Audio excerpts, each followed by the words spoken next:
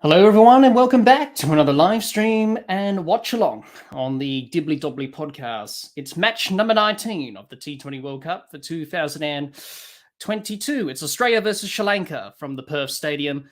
A must-win game for Australia after a disappointing loss to New Zealand by 89 runs in the last game to kick off this tournament. For Sri Lanka, they'll be looking to make it 2 wins from 2 after they had a great win against Ireland. So all to play for in this very important match for both sides, but more important for the defending champions.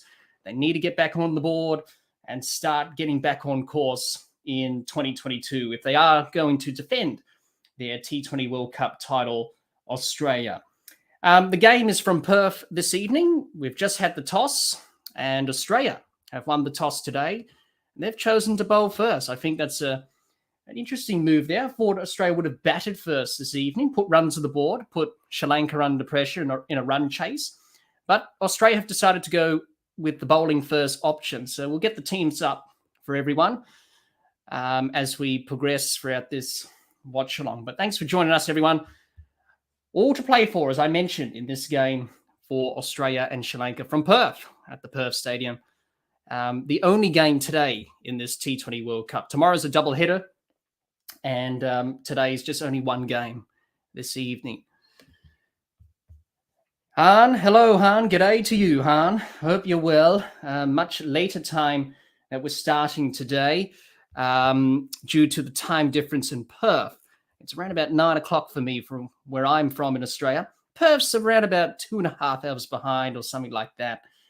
So much later start time than usual for the live stream watch-alongs today, but we'll get through it and we'll have a good time talking about cricket and watching the game. Han says Perth is 2 hours behind the East Coast. Yeah, Han, it's in the Western Australia, Perth. It's quite behind other parts of the country. So it's around about 9 o'clock for me. I think when the game's around about over, it's around about 12 o'clock, 1 o'clock for me. When the game's finished. So it's going to be a late night tonight. But anyway, we're here to talk cricket and we're just going to have some fun. So, yeah, the time difference is a bit of a pain, but hey, that's just the way it is. And we'll manage to get through it. Alrighty then. I mentioned before, Australia won the toss and chose to bowl first. We'll get the teams up for everyone. I did hear that Adam Zampa is out. Ashton Agar is in for him. Apparently, Adam Zampa tested positive today. So Ashton Agar replaces him on the side. No Adam Zampa today. So we'll get the teams up here. Han says the game is later because they wanted an evening start local time. That's right, Han. That's right. That's why the game's starting a bit later. And that's why there's only one game on today. Wasn't a double header today in the T20 World Cup. Tomorrow's a double header, and that's when England take on Ireland and Afghanistan and New Zealand from the MCG. So that's tomorrow's schedule. Today is just the one game, Australia and Sri Lanka from Perth, and it should be an interesting game today. We'll talk about both sides and how they shape up, the squads, and what's going to happen. But we'll get the teams for everyone to see who's been selected in the 11s. As I mentioned before, Adam Zampa is out. He tested positive today. So Australia have decided to play Ashton Agar. I don't think we'll see much turn on this pitch in Perth. I think it's pretty much pace dominant tonight for Australia. So the spinners won't come into the game as much as will the quick bowlers will. So I'll get the teams up for everyone. We'll have a bit of a preview. We'll talk about the teams. We'll talk about where did it go wrong for Australia. What do they need to do to rectify things this evening? And for Sri Lanka, they're coming off a good win against Ireland. But that was against Ireland. Tonight's a bigger test for them. It's against the defending champions. And let's see how they'll go against the Australian team. I'll answer some comments before we start. Gaurav, good evening to you. Yes, I couldn't agree more, Gaurav. Australia do need a win, and I think they'll bounce back tonight. I think with the pace and bounce of the surface in Perth, I think that will trouble the Sri Lankan batters They don't like playing on these sort of surfaces. So I think Australia bowling first today is a good move from them. They want to take early wickets, put Sri Lanka under pressure and try to chase something down. As we know, here in Perth is a pretty good batting surface. So whatever score you get, as we saw in the game against Australia and England a few weeks ago, it's a pretty good surface. So I won't be surprised if that's the case this evening. But Australia bowling first, looking to take early wickets to put them under pressure. But thanks for joining us, Garaf. I hope you're well, mate. And good morning or good evening to you, wherever you are in the world.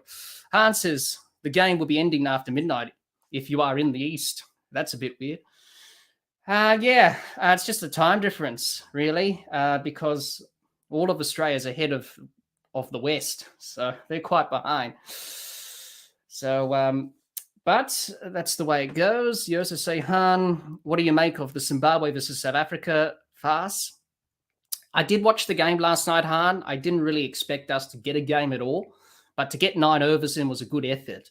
I can see why people weren't happy about it. It was raining quite heavily, but as an umpire, you just want to try and get the game out. So the umpires did their best. They got the game out.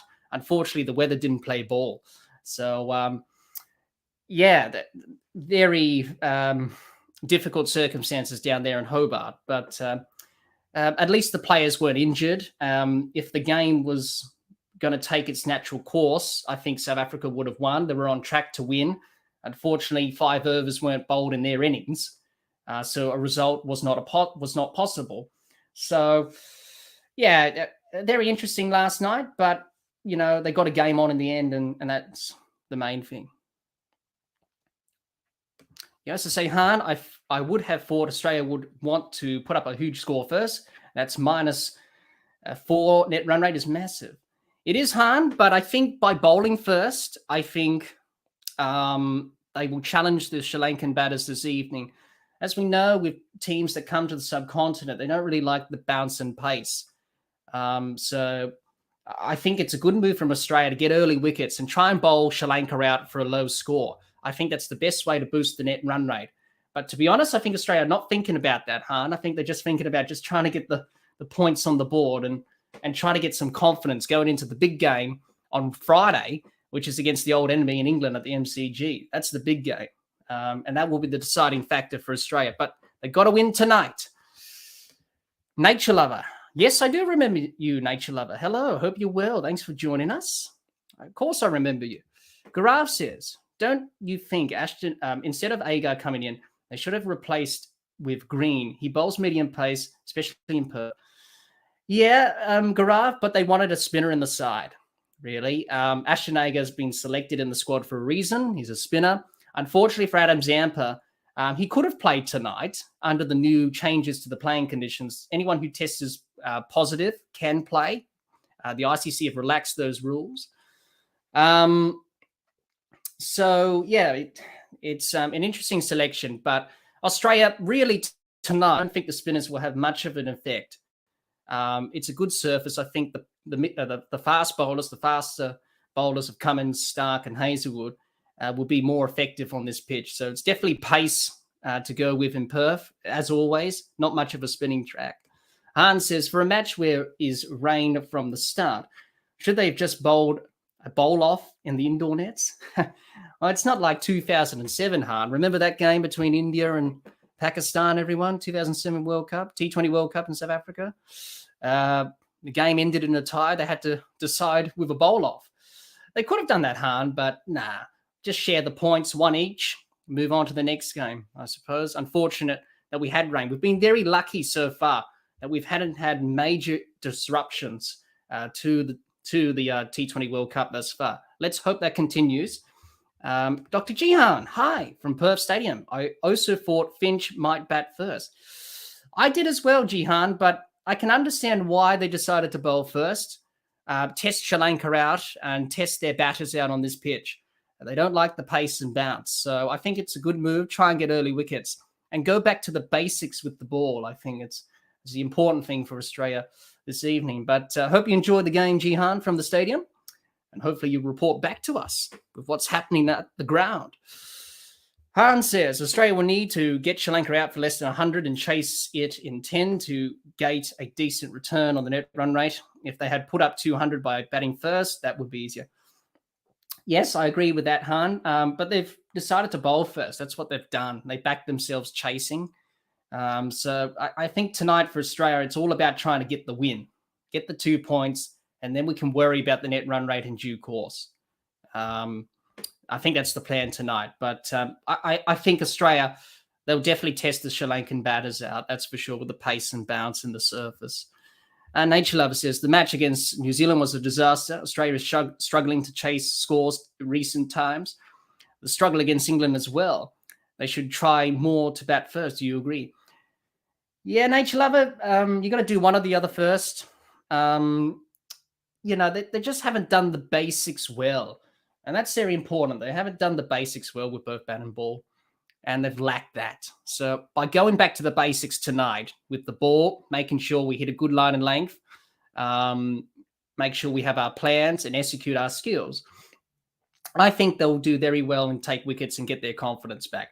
With the batting side of things, it's all about building partnerships and making sure that we are building a good foundation for the other batters to come in and get the job done. They just haven't done the basics well enough, Australia. So tonight, I think it's important for them just to go to the basics, go back to basics, go back to 101 basics with batting, bowling, and fielding.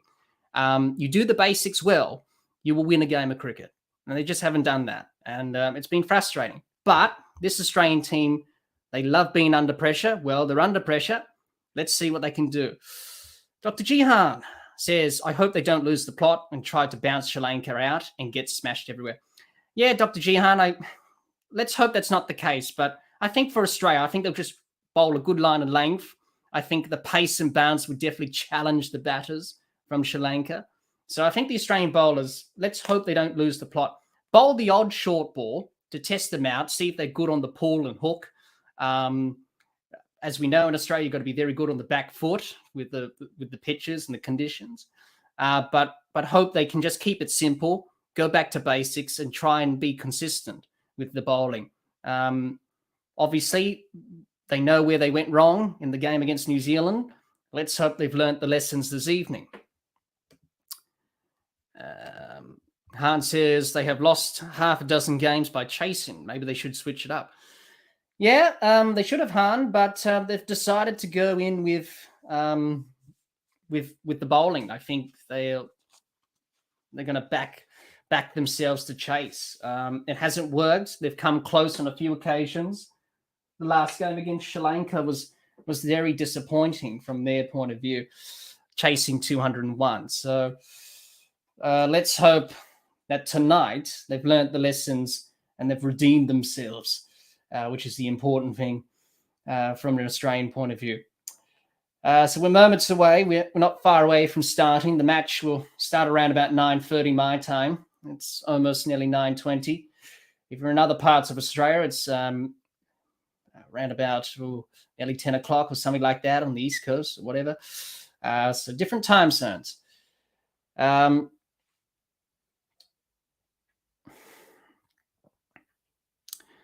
Dr. Jihan says Aaron Finch is in the team for his terrific coin tossing skills. Well, he hasn't lost the coin toss, hasn't he? I don't know how many he's won in a row now, but he's having better success when Virat Kohli was captain of the side of India. He was appalling when it came to the coin toss. So Aaron Finch, he must be practicing, Jihan, with his coin tossing skills, obviously, calling the right side at the end of the day. So he's won the toss again. He's chosen to bowl first. We'll get the teams up for everyone. We'll have a bit of a chat preview about this match before we start. Nature Love says, do you think Australia should retain Smith's place by dropping Tim David? They've backed Tim David. They've backed him in purely because, his power ability. He can definitely hit a long ball, Tim David. So they want him in the side for that explosive batting and power down the order. So hopefully for him tonight, he can fire for Australia because they definitely need him to fire. Han Solo says, does this pig-headed We're always going to suggest a lack of leadership in the setup. I don't know, Han. Maybe they just want to chase. Maybe they just back themselves chasing, because I think Aaron Finch said at the toss, the pitch is going to be the same throughout the 40 overs of the match. So whatever we do first, it doesn't really matter. It's still going to be a true, nice surface. It always is in Perth, and you're going to back your shots. As we saw in the game against Australia and England in Perth a few weeks ago, 400 runs were scored in that match. So it's a very good surface. And I won't be surprised if we see another belter tonight. But let's hope Australia can bowl well and go back to the basics, as I mentioned, with the bowling. And we'll talk about that in a minute. Nature Lover says Smith is way more better than Tim David in terms of experience and other things. So why is he sitting? Well, Nature Lover, I think you would know, and many people would know, about Steve Smith's position in the team. It's his strike rate. It's not his strongest format. He does add stability in the order, which Australia need because of the batting collapses that they've been having at the moment. But they see this 11 that they've selected. Obviously, no Adam Zampa tonight because he's been left out due to testing positive. And Australia decided not to play him tonight, which is their choice. But he could have played, obviously, because the ICC have relaxed the rules.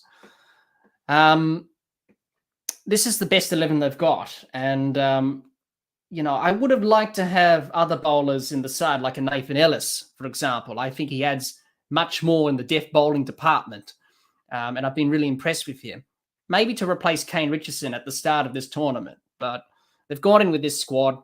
Look, this is the squad that won the tournament last year.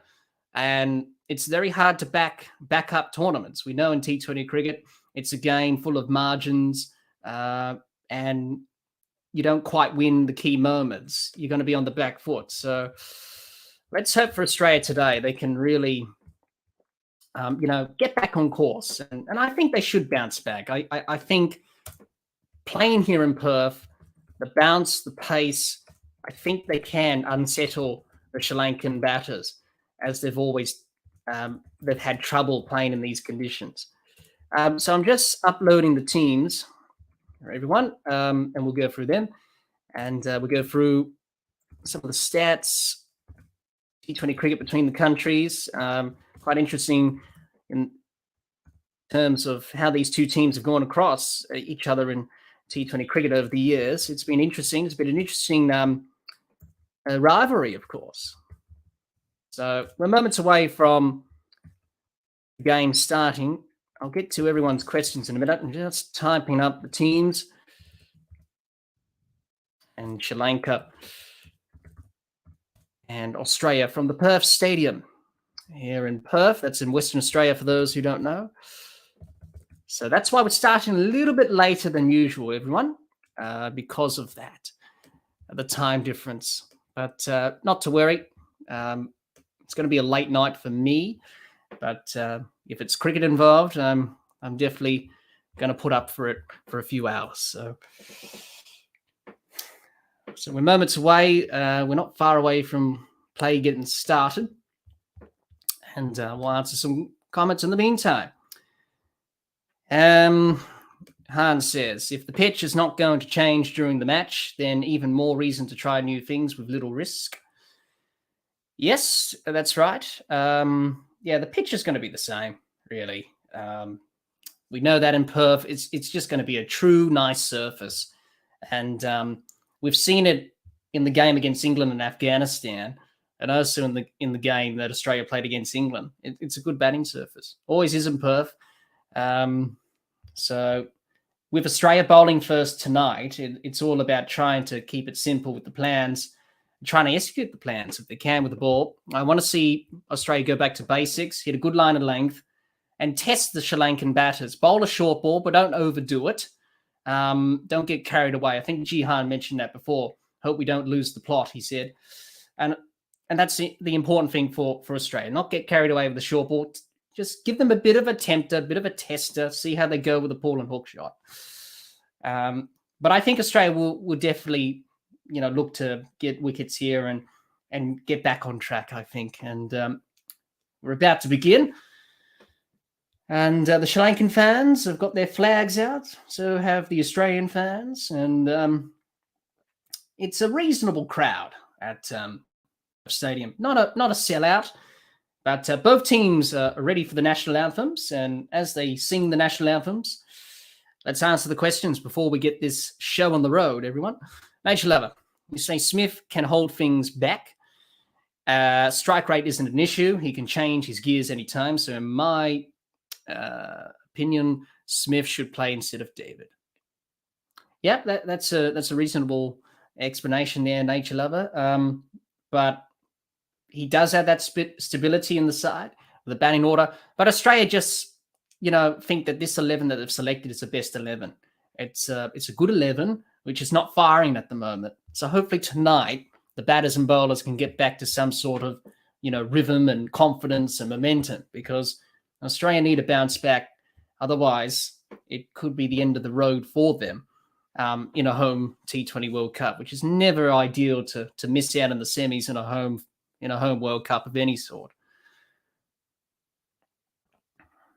Dr. Jihan, I don't think there's a role for a stabiliser in T20 anymore unless they bat like Kohli and Dhoni to take chasers deep and pull out low-risk 4s and 6s when they need it. Yeah, you need someone to be counterproductive, someone who can score runs quickly. You don't want to chew up deliveries. And obviously, as you mentioned, Jihan, Kohli and Dhoni were just different players. What an innings from Kohli the other night. I was watching that game live, and I couldn't believe it. I thought India were out of it.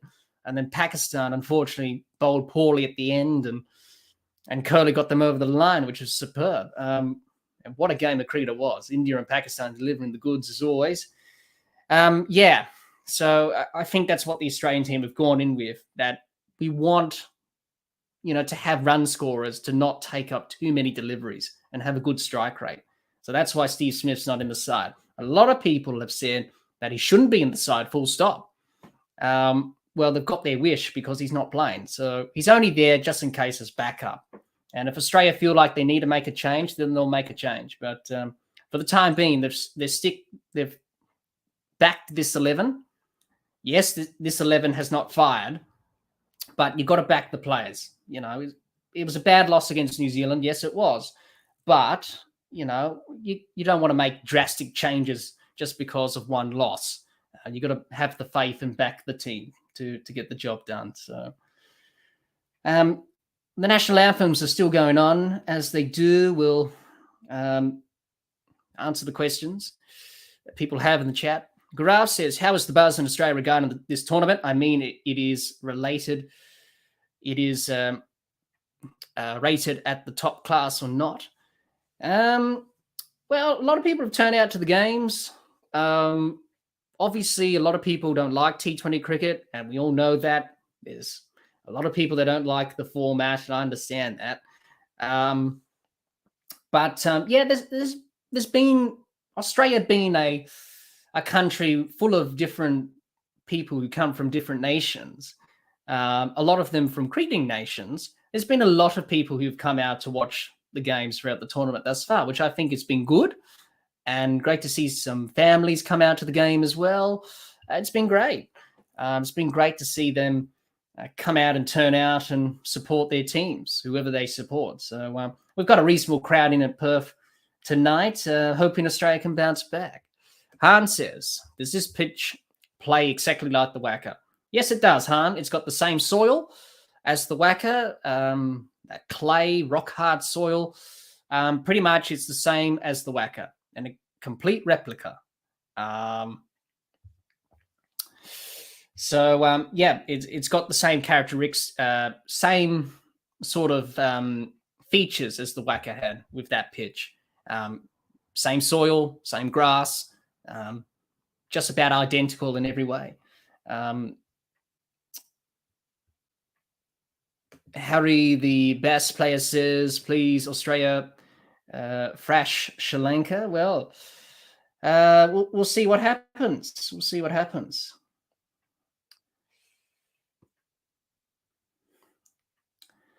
Dr. Jihan, who's actually at the ground watching this game, he says, as well as Kohli Pakistan choked Majority full toss, no balls, wides, lucky buys off the stumps, off the free hit. They had a lot of runs to defend, even down to the last over, despite those sixes.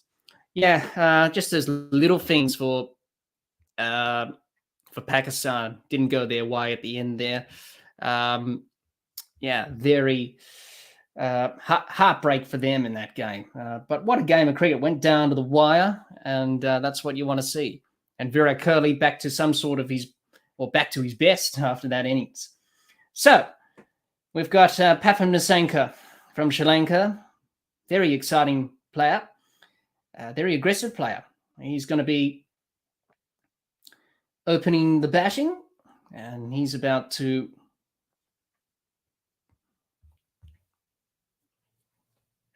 start this innings. So here we go. We're underway. And the first over of this important game, Australia versus Sri Lanka. First ball, Hazlewood in. He bowls, and it's a dot ball to begin proceedings from Josh Hazlewood. And he'll be looking to bounce back. And Kusal Mendes is the other opener with Pathum Nissanka. But Jihan, the other question is, there's no buzz because it's still spring here, and the weather in the East Coast has been terrible, like England weather. Yeah, that hasn't helped either. It's cold, it's miserable, and a lot of people don't want to go out and watch cricket because of that. But here we go. Hazlewood into Nissanka again. He bowls. This one short of length. Nissanka works this around the corner behind screw on the leg side for a single. He's off the mark. And Sri Lanka are off the mark in this game.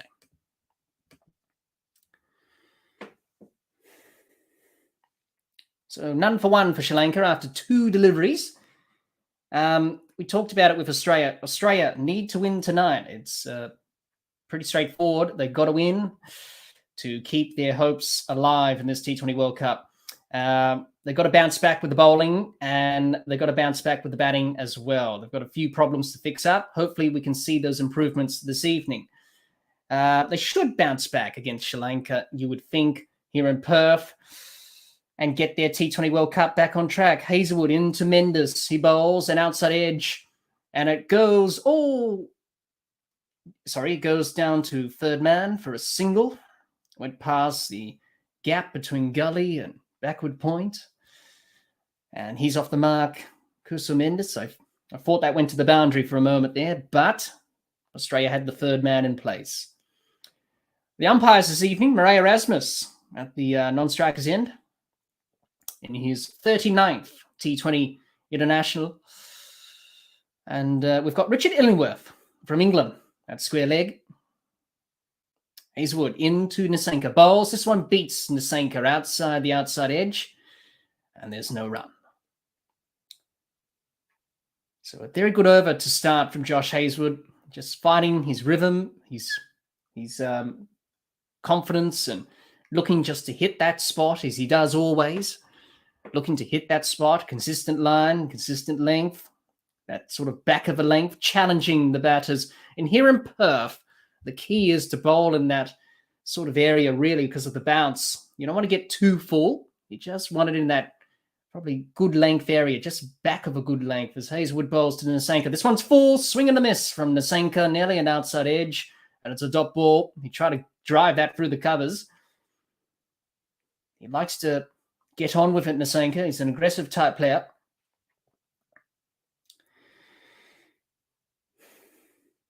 Josh Hazlewood there, tempting Nissanka into the drive through the covers.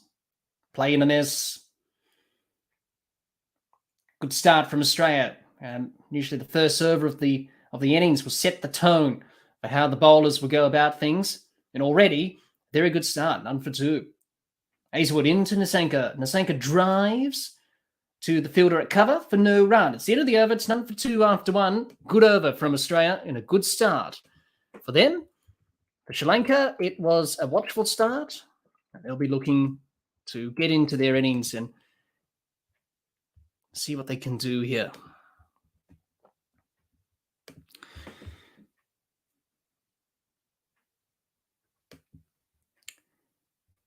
Thanks for joining us, everyone. And Australia and Sri Lanka from Perth. Let's see what Australia can do here. Pat Cummins will bowl the second over of this match. So no Mitchell Starc. We've seen this before from Aaron Finch, that he's going to bowl Cummins and Hazelwood up front and then hold back Mitchell Starc.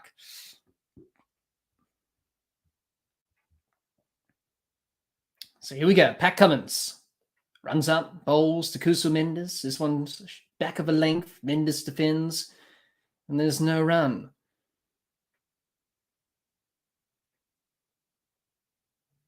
Well, Pat Cummins just marking out his run out. His foot marks there, just a bit slippy.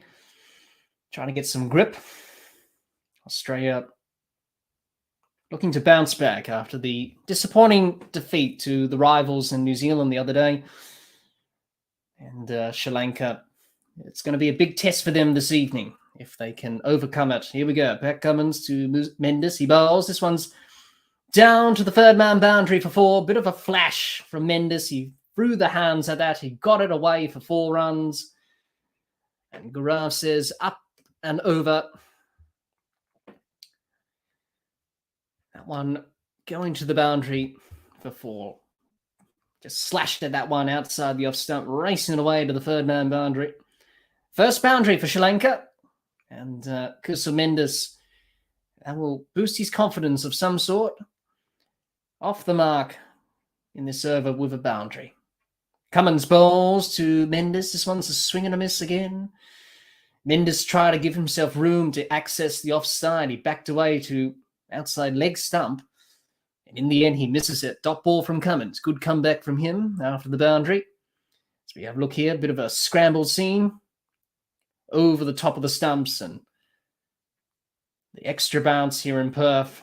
Got to find the right length and to bowl on this surface because of the extra bounce and pace in this wicket. Cummins in again. He bowls to Mendes. This one short, traps Mendes on the crease and got a bit of maybe an inside edge onto his thigh there, but trapped him up. Dot ball from Cummins. Looking to build the pressure here. Good bowling. Gaurav says first blood. Well, it's been a much better start from Australia. Starting to hit their lines and lengths, just trying to find a consistent line and length to bowl and test the Sri Lankan batters. We've seen Sri Lanka early on in this innings look a little bit uncomfortable. Here we go. Cummins bowls, and this is a top edge, straight up in the air and taken at mid-wicket by Mitchell Marsh. The first wicket is down for Sri Lanka. Kusu Mendes is gone for 5. Pat Cummins gets the breakthrough, and Australia are up and about here in Perth. Not a good start from the Sri Lankans. They have to say goodbye to Kusu Mendes. He's gone. He's walking back for 5. Pat Cummins, the extra bounce. A bit of a short ball here from Cummins. And Mendes tried to pull that in front of square on the leg side through mid-wicket. And that's what we've talked about, the extra bounce here in Perth. And he did not really time that at all. Hit it straight up in the air. And Mitchell Marsh takes a very simple catch at mid-wicket. Mendes gone for 5. Sri Lanka are 1 for 6. Good start from the Australians in this all-important match.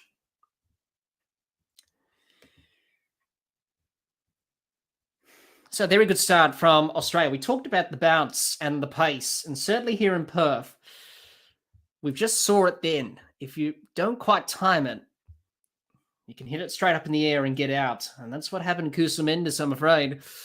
He's got to go. He's got to walk back to the pavilion. And he's gone for 5. That brings Dhananjaya De Silva to the crease. A reminder of the teams. Australia won the toss. Chose to bowl first today. As Pat Cummins bowls his final ball of the over to Dhananjaya. This one worked to mid-wicket for no run from De Silva. It's the end of the over. It's 1 for 6 after 2. So a reminder of the teams, I should say, today.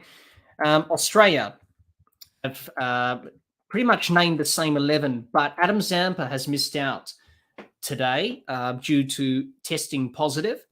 So Ashton Agar comes in for him. So it's Warner, Finch, Mitchell Marsh, Maxwell, Stoinis, David, Wade, Starc, Cummins, Ashton Agar, and Hazelwood. So no Adam Zampa. For Sri Lanka, they've got Nisanka, Kusumendes, De Silva, Asalanka, Rajapaksa, Shanaka, the captain, Hasaranga, Kurakna, Tikshana, Kumara, and Fernando. That's their team they've selected today. Josh Hazlewood back for his second over, looking to get his first wicket of this match.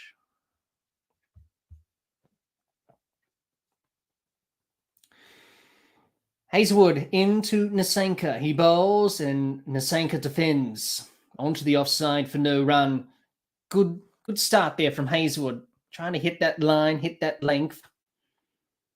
And Australia won the toss, chose the bowl first today. They've started well with the ball, 1 for 6. John, hello, John. Hope you're well. Thanks for joining us. You were referring to Han's previous comment about the WACA and the Perth Stadium in terms of the pitch. We'll get back to that after this ball. Hazlewood to Nisanka again. He runs up, past the umpire now. He bowls, and Nisanka flicks this through square leg, and it's running away to the square leg boundary for 4. So that's his first boundary. He's on 5. Sri Lanka are 1 for 10. John, you said doesn't play like the old whacker. Tony Greig lost his keys in a crack, fast pitch, but not as lethal. Oh, yes, he did. Tony Greig did lost his keys down the crack at the whacker. Tried to ask the groundsman to get it back for him. Unfortunately, he couldn't retrieve the pen.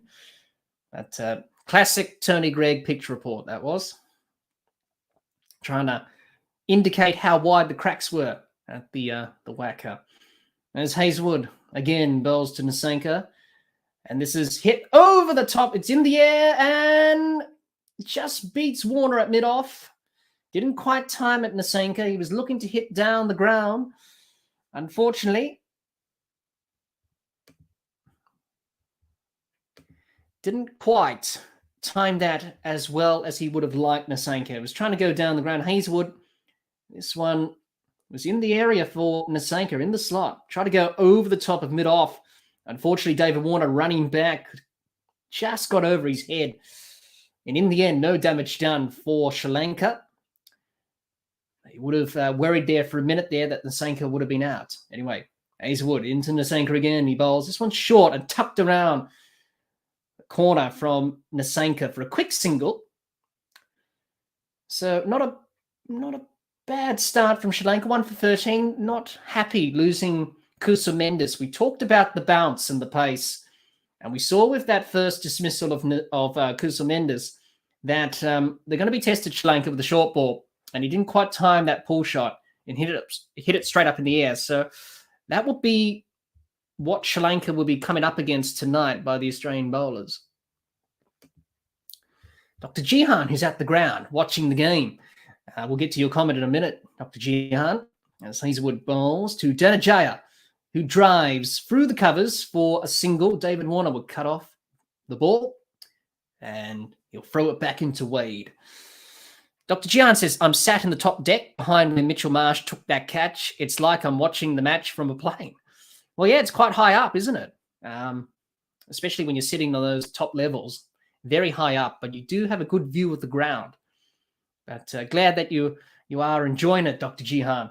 And hopefully we can see you in the crowd if the camera pans into the crowd during the broadcast. Hazlewood in to Nisanka. This one's down the leg side. An appeal from Matthew Wade for caught behind to try and bluff the umpire to say, well, that's not a wide. In the end, it's a wide. So Hazlewood will have to re-bowl. But already a very promising start with the ball from Australia. Just starting to hit those areas and being consistent and working to a plan, keeping it simple, not overcomplicating things. And that's what they need to do. Look to take wickets in the power play. They only took 3 wickets in the last game against New Zealand. They got to take wickets in this power play. Hazlewood in to Nisanka. This one's down the leg side. Caught behind, is it?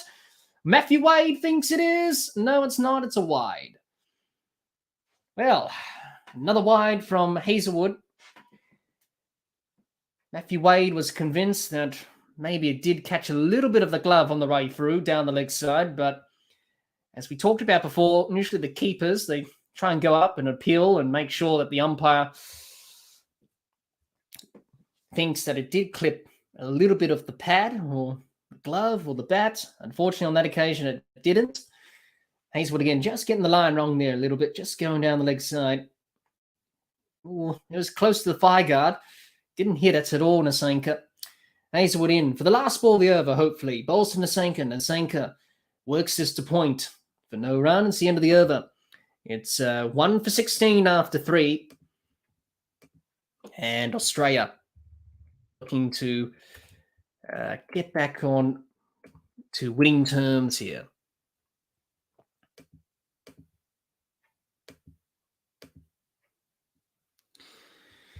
Now, let's have a look at some T20 stats between Australia and Sri Lanka. In T20 nationals, head-to-head, Australia are 14 to Sri Lanka 10. Now, both teams' records in Australia in T20 nationals, Australia leading that 7-6 currently. And they have a decent record against Sri Lanka in Australia in T20 nationals. And as Pat Cummins continues, his second over now, he's going to be bowling to Dhananjaya de Silva, who's on 1 off 2. Nasenka's 8 off 10. Here we go. Cummins into de Silva. He bowls, and de Silva guides this through point. Good fielding there from Glenn Maxwell. Cuts it off for a single. The leading run scorer between the two countries in T20 nationals is David Warner, 642 runs. Leading wicket taker, he's not playing tonight. That's Adam Zampa with 21. Most dismissals, Matthew Wade with 8 as a keeper. Most catches as a fielder is David Warner with 9. Most matches, Aaron Finch with 17. Obviously now this is his 18th match. He's playing tonight against Sri Lanka. So some of the stats there between the two countries in T20 cricket. First T20 match that these two teams played was back in 2007. Cummins in to Nasenka. He bowls, and Nasenka tries to glide this. Behind square on the offside. Doesn't quite beat the man at backward point, and there's no run. So a very good start from Cummins in this over. A single and a dot, much better. It was a bit expensive in the last game. So some of the stats there in T20 internationals between the countries, Australia and Sri Lanka, and we'll come back to some stats throughout the evening. Dr. Jihan. Cummins bowls to Nasenka. Nasenka tries to cut this. In the end, it's a play and a miss, and it's a dot ball. Jihan says, are you surprised Stark didn't take the new ball? I was a little bit, Jihan, but we saw this from England. We saw this from Australia against England, didn't we? That Aaron Finch in the game, the second game in Canberra, he bowled Hazelwood and Cummins up front, and then he kept Stark back. So far, so good. It's working at the moment. Obviously, Cummins has got the wicket. Hazelwood has done okay. So I think Aaron Finch is just trying different options and just seeing if, we can just change things up with the bowling slightly. Maybe that will bring us some success. But I was a little bit surprised, but not surprised at the same time, because it did happen in the game against England and Canberra. A single there for Sri Lanka, 1 for 18.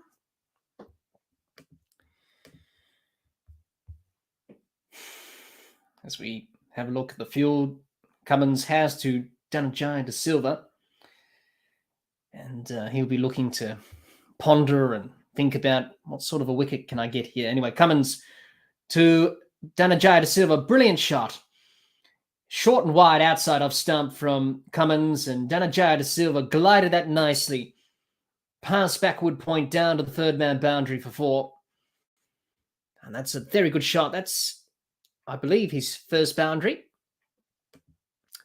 Gaurav says, good shot. Yes, it was a good shot. Just used the pace, set back into the crease, used the pace, played the ball underneath his eyes, and that's what he did.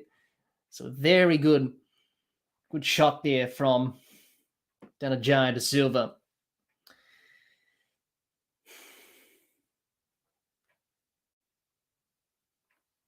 Here we go, Pat Cummins. Last ball of the over.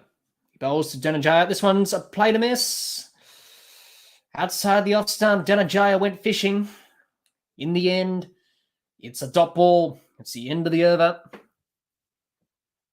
and Sri Lanka. Going along okay at this stage. Now, let's have a look at some more T20 stats between the two countries. Australia versus Sri Lanka. The highest ever total between these two countries was Australia's 3 for 263. That was back at Paddock Kelly, and that was back in 2016. The lowest total, Sri Lanka got bowled out for 87. That was in Bridgetown during the T20 World Cup in 2010. So those are some of the highest and lowest scores in T20 internationals between Australia and Sri Lanka. Mitchell Starc into the attack, and he's going to come in at the 5th over. Here we go. Mitchell Starc runs up. He bowls to Nasanka. This one's full, and Nasanka tried to drive this through the covers again for no run. Mitchell Starc. Let me update the score here. Sri Lanka 1 for 22 after 4 overs. So it's a good start from Australia. It wasn't like the other night where they went through some runs against New Zealand. Han says, is the women's Big Bash usually played this early in the season? Yes, it is, Han. It's usually played in October, November period. And it's a good time for the women's Big Bash to be on. Starc bowls to Nasanka. Swing and a miss again. He tried to hit this one out of Perth. Didn't quite connect. Play and a miss. Dot ball. Well, he wants to be aggressive, Nasanka. Swing and a miss. It's usually a good time to play the Big Bash, women's Big Bash, that is, at this time, Han. It's sort of in the school holidays as well. And also, I think by having it at this time, it sort of separates the women's Big Bash with the men's Big Bash. And that's what they want to try and do, have a standalone tournament. And it's been very successful. Starc bowls to Nasanka. This one traps Nasanka onto the pads. An appeal from Starc for LBW. In the end, they'll come through for the leg bye, I believe. Nope, in the end, he got a bit of bat on that. Single, probably going down leg. And Australia decide not to review that.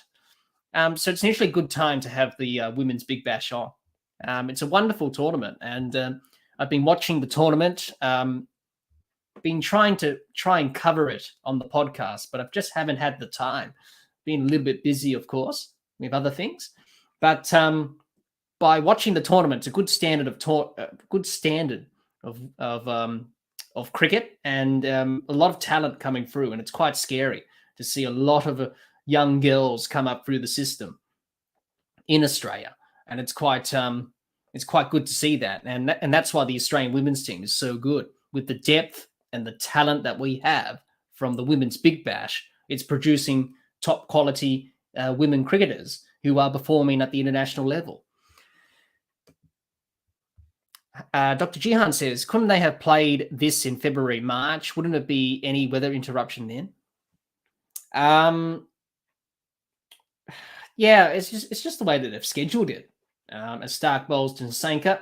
Flash again from Nasanka outside the off stump. And there's no run. Swing and a miss from Nasanka again. The pace and the bounce is going to be the challenge for Sri Lanka this evening. We've seen that because they haven't timed some shots. They've been a bit late on some shots. Swings and misses from Nasanka. And Australia bowling a good line and a good length, especially good length here in Perth. You've got to be back of a length. Can't be full to try and get the ball on that bounce. Get that bounce and carry to the keeper. And so Starc bowls to Nasanka. Last ball of the over.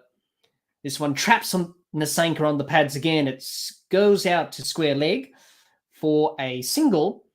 End of the over. It's 1 for 25 after 5. Yeah, Jihan. I think it's just why I think they've just scheduled it at this time because the Australian summer, obviously, other series being played in February, March, obviously, Big Bash as well. They just thought this is the best time to do it in October, November. I understand where you're coming from. They could have rescheduled it in February, March. I know they did that for the men's 50-over World Cup in 2015. That was played in March, February, March, during that time, and that was okay. It's played in summer. You don't get much rain. School holidays are usually around about that time, just after Christmas. So, yeah, they could have rescheduled it, but they just thought this is the best available window we've got to play this tournament after it was postponed, obviously, from 2020 to now. So that's the way that they've gone about it, the organising committee for this tournament. So, yeah.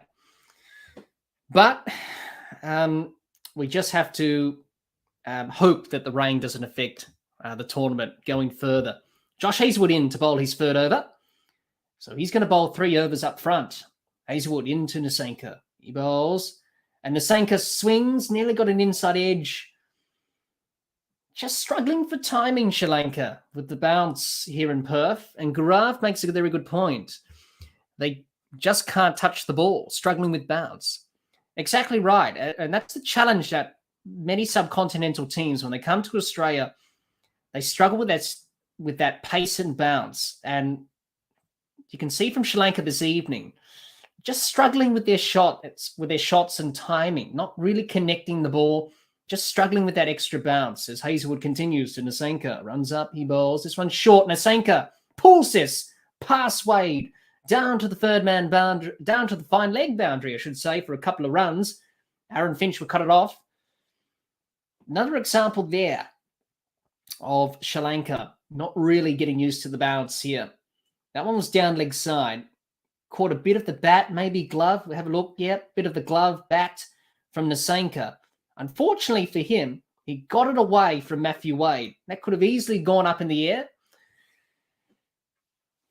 Hazlewood, none for 14. He's bowled 3 overs up front now, which is a different strategy from Australia. He runs up, he bowls to Nasenka. This one's pulled, top edge, over the top of Matthew Wade, down to the boundary for 4. And finally, for Sri Lanka, they finally get one to the boundary after swings and misses time after time. Hahn says, looks like Silverwood told the boys, go and play like England. He forgot to add in England, not how they play in Australia. Yes, obviously Chris Silverwood is coach of England. And at the moment for Sri Lanka, it's all about just trying to swing out here. It's a little bit reckless as Hazlewood continues to Nasenka. Runs up, bowls. Good line, good length from Hazlewood. This one traps Nasenka on the crease, defends it out to point, and there's no run. Been really impressed with the Australian bowling early on. I think they've really changed things up with the tactics, obviously going with Hazlewood and Cummins up front. I've noticed Josh Hazlewood's bowled 3 overs up front here. He's not noted for his death bowling, so I like that from Aaron Finch. Trying to change things up a bit, and it's working at the moment.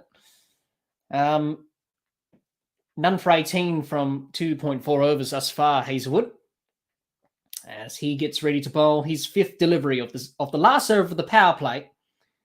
And he bowls, and what a shot from, I believe it was Nasenka. I can't really see because the scorecard is just showing something else. It was Nasenka. Try to ramp that over the top, get inside the line and try and help it on its way down to fine leg. Unfortunately, as we've seen, struggling with the timing. That one hit high on the bat, near the handle, where the handle meets the bat. Didn't quite get the elevation or the time. It just went straight up in the air. Luckily, there wasn't a fielder underneath it to catch the ball. But Australia definitely asking questions of the Sri Lankan batters this evening. Last ball of the power play. 1 for 32 for Sri Lanka. Hazlewood bowling to Dhananjaya de Silva. He runs up, he bowls. This one's short, pulled away from Dhananjaya de Silva. He gets it over the top of Matthew Wade's head for 4. And Hazlewood decided to bowl him a short ball there. In the end, it cost him 4 byes. Sorry, I thought Dhananjaya de Silva got a bit of bat on that. He didn't. Little bit extra bounce there. Too much extra bounce. 4 byes in the end, signaled by the umpire. It's the end of the over. 1 for 36 after 6. End of the power play. You've got to say, it's an okay start from Australia with the ball. Sri Lanka, they would have liked to be, a little bit ahead of where they are at the moment. But I think it's a good start from Australia. We've seen some very interesting shots from the Sri Lankan batters, not really timing the ball, the extra bounce, the pace, unsettling them a little bit. But a good start from Australia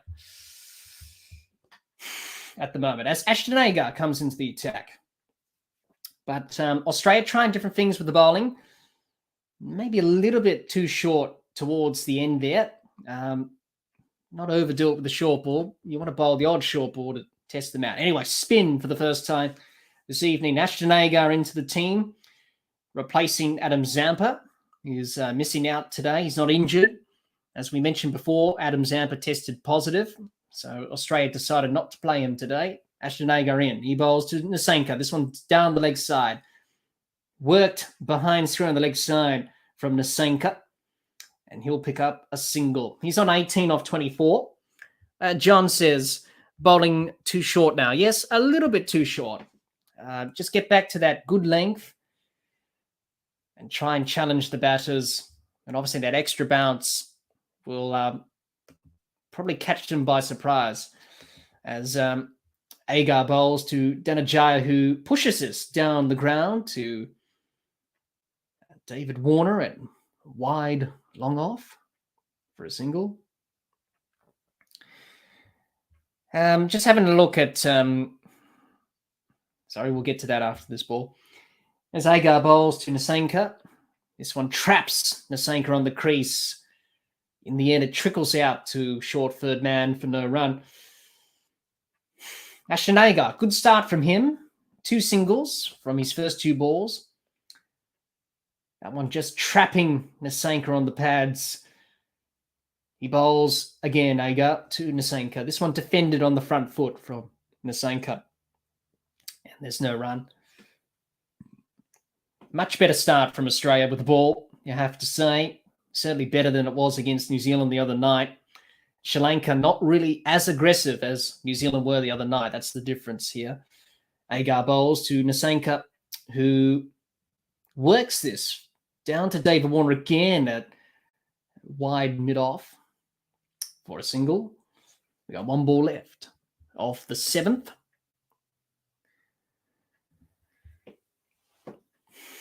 Ashton Agar ready to bowl his final delivery. He runs up, he bowls to Dhananjaya De Silva. And De Silva uses his feet nicely. Back down the ground. David Warner can't cut it off. It's 4 runs to end the over. It's 1 for 43 after 7. And a very good shot to end the over from Dhananjaya De Silva.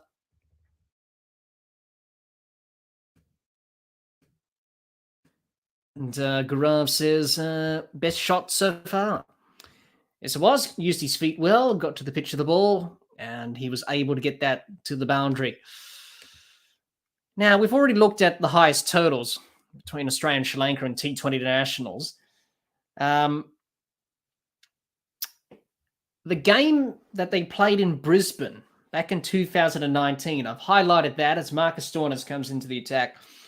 Just because that pitch in Brisbane, obviously fast and bouncy, as we know. The pitch here in Perth got some bounce, got some carry as well. They got bowled out for 117 in that match, Sri Lanka, and they did struggle in that match with the pace and bounce.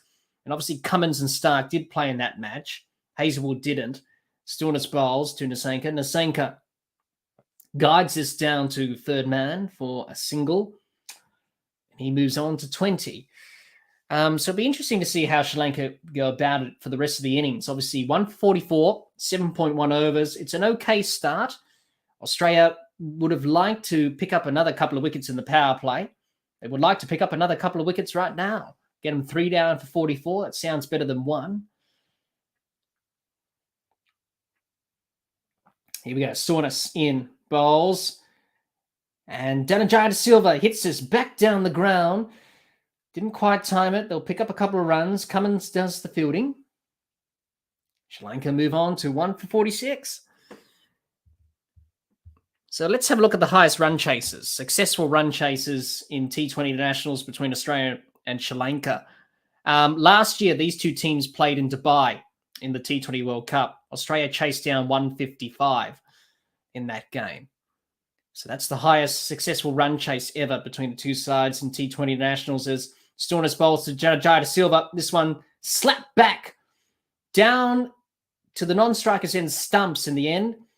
And in the end, the stumps were the fielders for Australia, save 4 runs. That got past the stumps on either side. That would have been 4 runs. A slower ball there from Marcus Stoinis out of the back of the hand. In the end, De Silva did not quite time it, and he hit the stumps at the non-striker's end. So he missed out on 4 runs there, but for Australia, the stumps were the fielder. Save 4 runs would have been a certain boundary. Stoinis bowls. This one short, and Nasenka pulls it through square leg for a single. Graf says, I think Sri Lanka would like to target these 2 bowlers. Well, at the moment, they're sort of trying to put the foot down. Dr. Jihan says they need more wickets. I couldn't agree more, Dr. Jihan. That was the problem that Australia had in the last game, is that they didn't take a lot of wickets. They only took 3 against New Zealand. They've taken 1 tonight. If they can pick up a couple of wickets here, that will certainly slow down Sri Lanka's momentum at this stage. You would think they will certainly do that in the next few overs of this first innings. Stoinis bowls, and Nasenka works this through point for a single. We got 1 ball left to the 8th. Sri Lanka 1 for 49.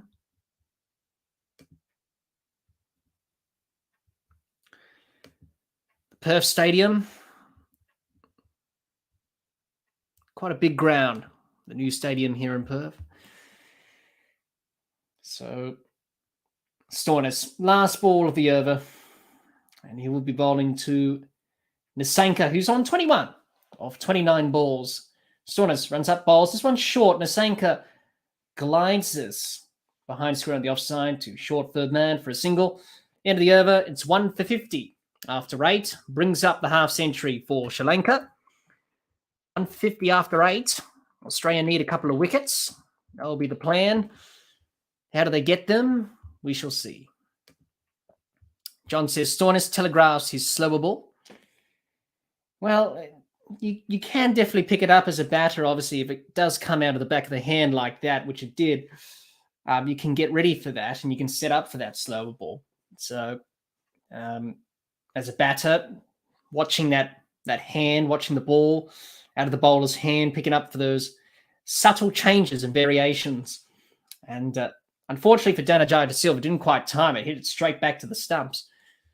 Marcus Stoinis got away with that slower ball, but changes of pace as Agar continues. He bowls to Nasenka, who works this onto the offside for a quick single. They're thinking about 2, ricochet on the stumps, and they'll pick up 2 runs.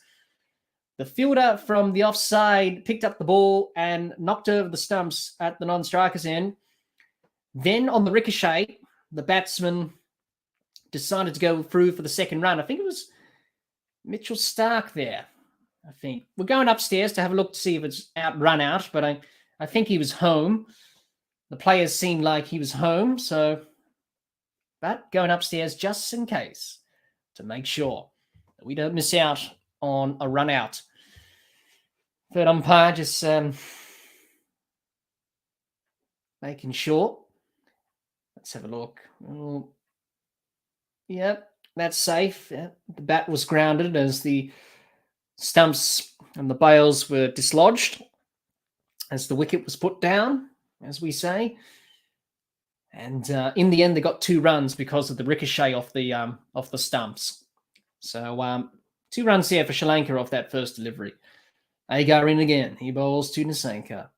This one's short. Nasenka goes down the pitch and hits it straight back to Ashton Agar for no run. Dot ball. Good comeback from Agar. Looking to build pressure with dots, make the batter play a rash shot and take a risk. Here we go. Agar in again to Nasenka. Bowls, and Nasenka works this to Mitchell Starc at cover. Quick single again. They're thinking about running 2. They'll come back for 2 again. Good running. He dives. I think he's home again. Well, we nearly had another run-out opportunity at both ends, at the bowler's end and at the striker's end. Unfortunately, it's not out. So very good running from Nasenka and Danajaya De Silva. And they're picking up those 2s. Let's have a look at this replay. As we see here, Nasenka worked it through the offside. Starc coming in from cover, missed the stumps. Ashton Agar missed the ball. He fumbled it. Good game awareness there from Nasanka to pick up the second run. And then there was a throw from Agar to Matthew Wade at the striker's end. Unfortunately, Wade collected the ball and removed the bails. Unfortunately, the batter was safe. In Nasanka, picks up another couple of runs. Garau says Stark wants to break Agar's arm. Well, it was a very fast throw from him. Agar continues, bowls to Nasanka. This one worked away behind square on the leg side for a couple of runs again. Jihan says sloppy from Australia. Yeah, a little bit sloppy there. A couple of ricochets and a couple of fumbles from Agar and some ricochets off the stumps. Unfortunately for Australia, conceded 6 runs in this over thus far. Chris Silverwood looking intense on the sideline. Agar bowls to Nasanka, pulls this in front of square. Down to Tim David at long on for a single. He fought about 2. Danajaya de Silva halfway down the pitch. Nasanka says, no, we don't want to run out. Nearly had a couple of run outs in the over. Hans says, I thought the Aussie quicks would panic the Sri Lankans, but they look very comfortable so far. They have, obviously with the spinner, of course, they look comfortable. And with Marcus Stoinis with that medium pace, they're a bit comfortable. When Cummins and Hazelwood and Stark were bowling, they looked a little bit uncomfortable, sort of mistiming some shots. Sri Lanka, Agar bowls, and Danajaya works this behind square on the leg side for a leg bye. End of the over, it's 1 for 58 after 9. We're nearly halfway through. And Australia will be looking to pick up a couple of wickets.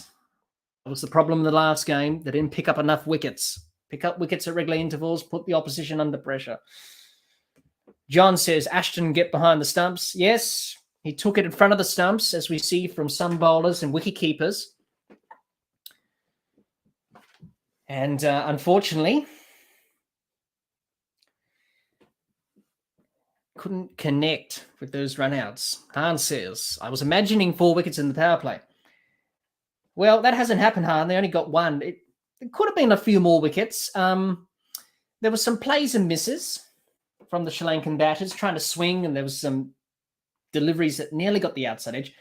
The 50 partnership is up from Nasanka and Danajaya de Silva, 52 or 45 for the second wicket. Australia would like to break it now as Mitchell Starc continues to Janajaya. Bowls and works this behind square on the offside for no run. Dot ball from Starc. He was held back from Aaron Finch today as Australia tried different combinations with the bowling. Trying different methods and ideas to get wickets.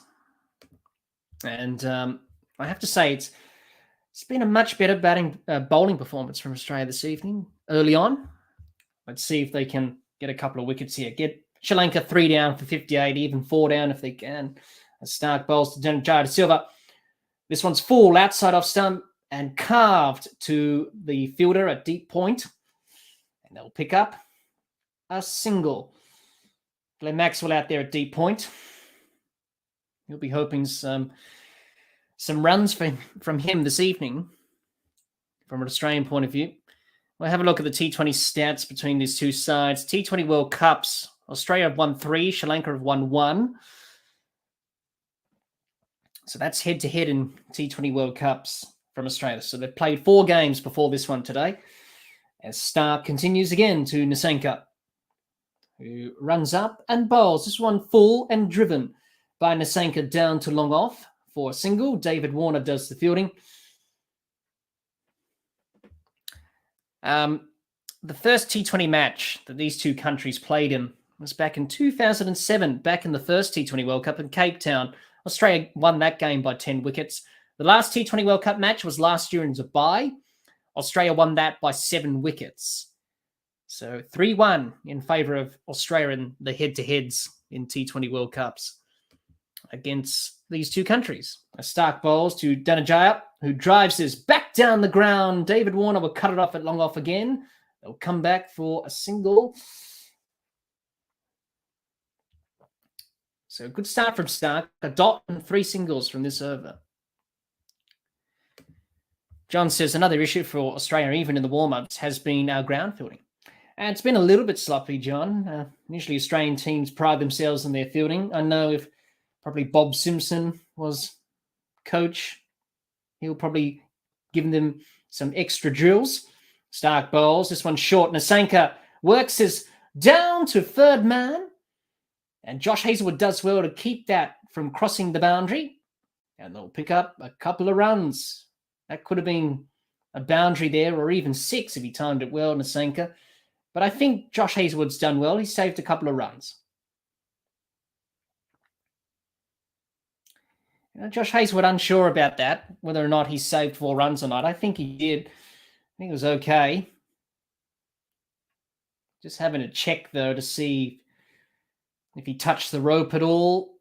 No, that's fine. That's fine. He released the ball as he was grounded beyond the boundary line, so that's fine. 2 runs.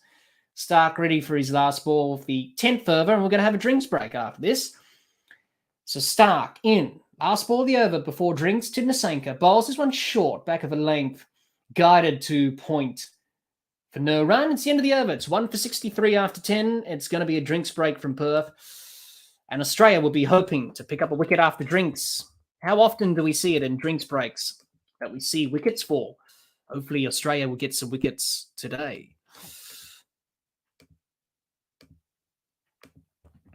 We'll answer some questions.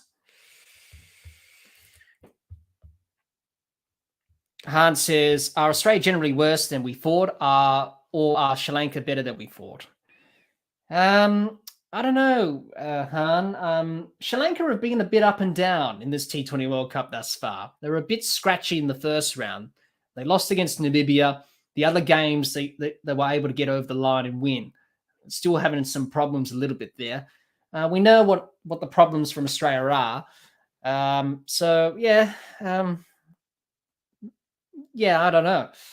But we shall see what happens for the remainder of the match. Garaf says David Warner still is very quick, the way he covers the ground. Absolutely. Obviously very fit, even towards the back end of his career. Hello. Hope you're well. Can't pronounce your name, but thanks for joining us. Dr. Jihan says, Stark's bowling well today, not jogging up, I should say, and bowling long half volleys like he did in that first over against New Zealand. Yeah, he is. He's got good rhythm, good pace, the run-up smooth, which you want to see from a fast bowler. So, yeah, I couldn't agree more there, Jihan. He's looking much better than he did the other day. And I think not bowling the first over as well has really helped, not having that pressure coming on after Cummins and Hazlewood. So a different role for Mitchell Stark today. You say very good commentary. Thank you very much. Just trying my best as we're watching this T20 World Cup match, Australia and Sri Lanka from Perth Stadium. Now, as we did in the last live stream, we're going to have a bit of fun with some trivia questions.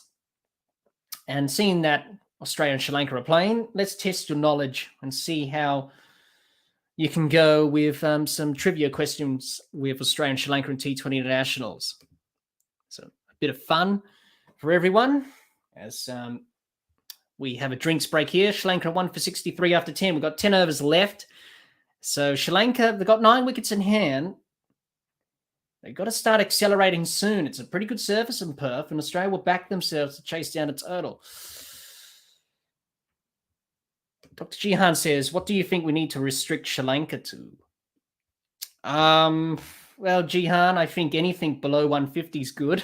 Because I think, if they can do that and they can pick up wickets, they can definitely do that. So I think around about 150, I think. Anything 150 below, I think it's a good target for Australia to chase. And as we know, it's a good surface in Perth. So it's not going to change all that much throughout the 40 overs. So I think for Australia, if they pick up wickets, stop the momentum from Sri Lanka at the moment, this partnership's 50 plus. I think anything below 150, maybe just over 150 is good enough. I think as Stornis continues, bowls to Janajaya de Silva. And this one, he tried to work it down to fine leg, Janajaya de Silva. Got outside off stump, try to play that sort of shot we see from batters, get inside the line, try and work it down to fine leg. Unfortunately, it was a swing and a miss. and it's a dot ball, went straight to the wicketkeeper and Matthew Wade. Han says, if Australia lose this match and don't get out of the group, will there be coaching changes? I don't think so, Han. I think they'll still keep with Andrew McDonald. As Stornus bowls to Danajaya de Silva, works this through the covers for a quick single. I think they'll keep him as coach. I don't think. Look, we know in T20 World Cups, teams don't win back-to-back T20 World Cups because the unpredictability about T20 cricket. And look, yeah, a lot of people haven't liked what happened to JL, obviously. And, I thought he was an okay coach. I don't think he was one of the best, but he certainly got results. And he helped Australia win the T20 World Cup, win the Ashes. So as Stornus bowls to Nissanka, this one's flashed outside off stump, down to third man for a single. Nissanka, 32 off 38, just struggled for some timing this evening. Janajaya is 18 off 18. His partnership's 50-odd.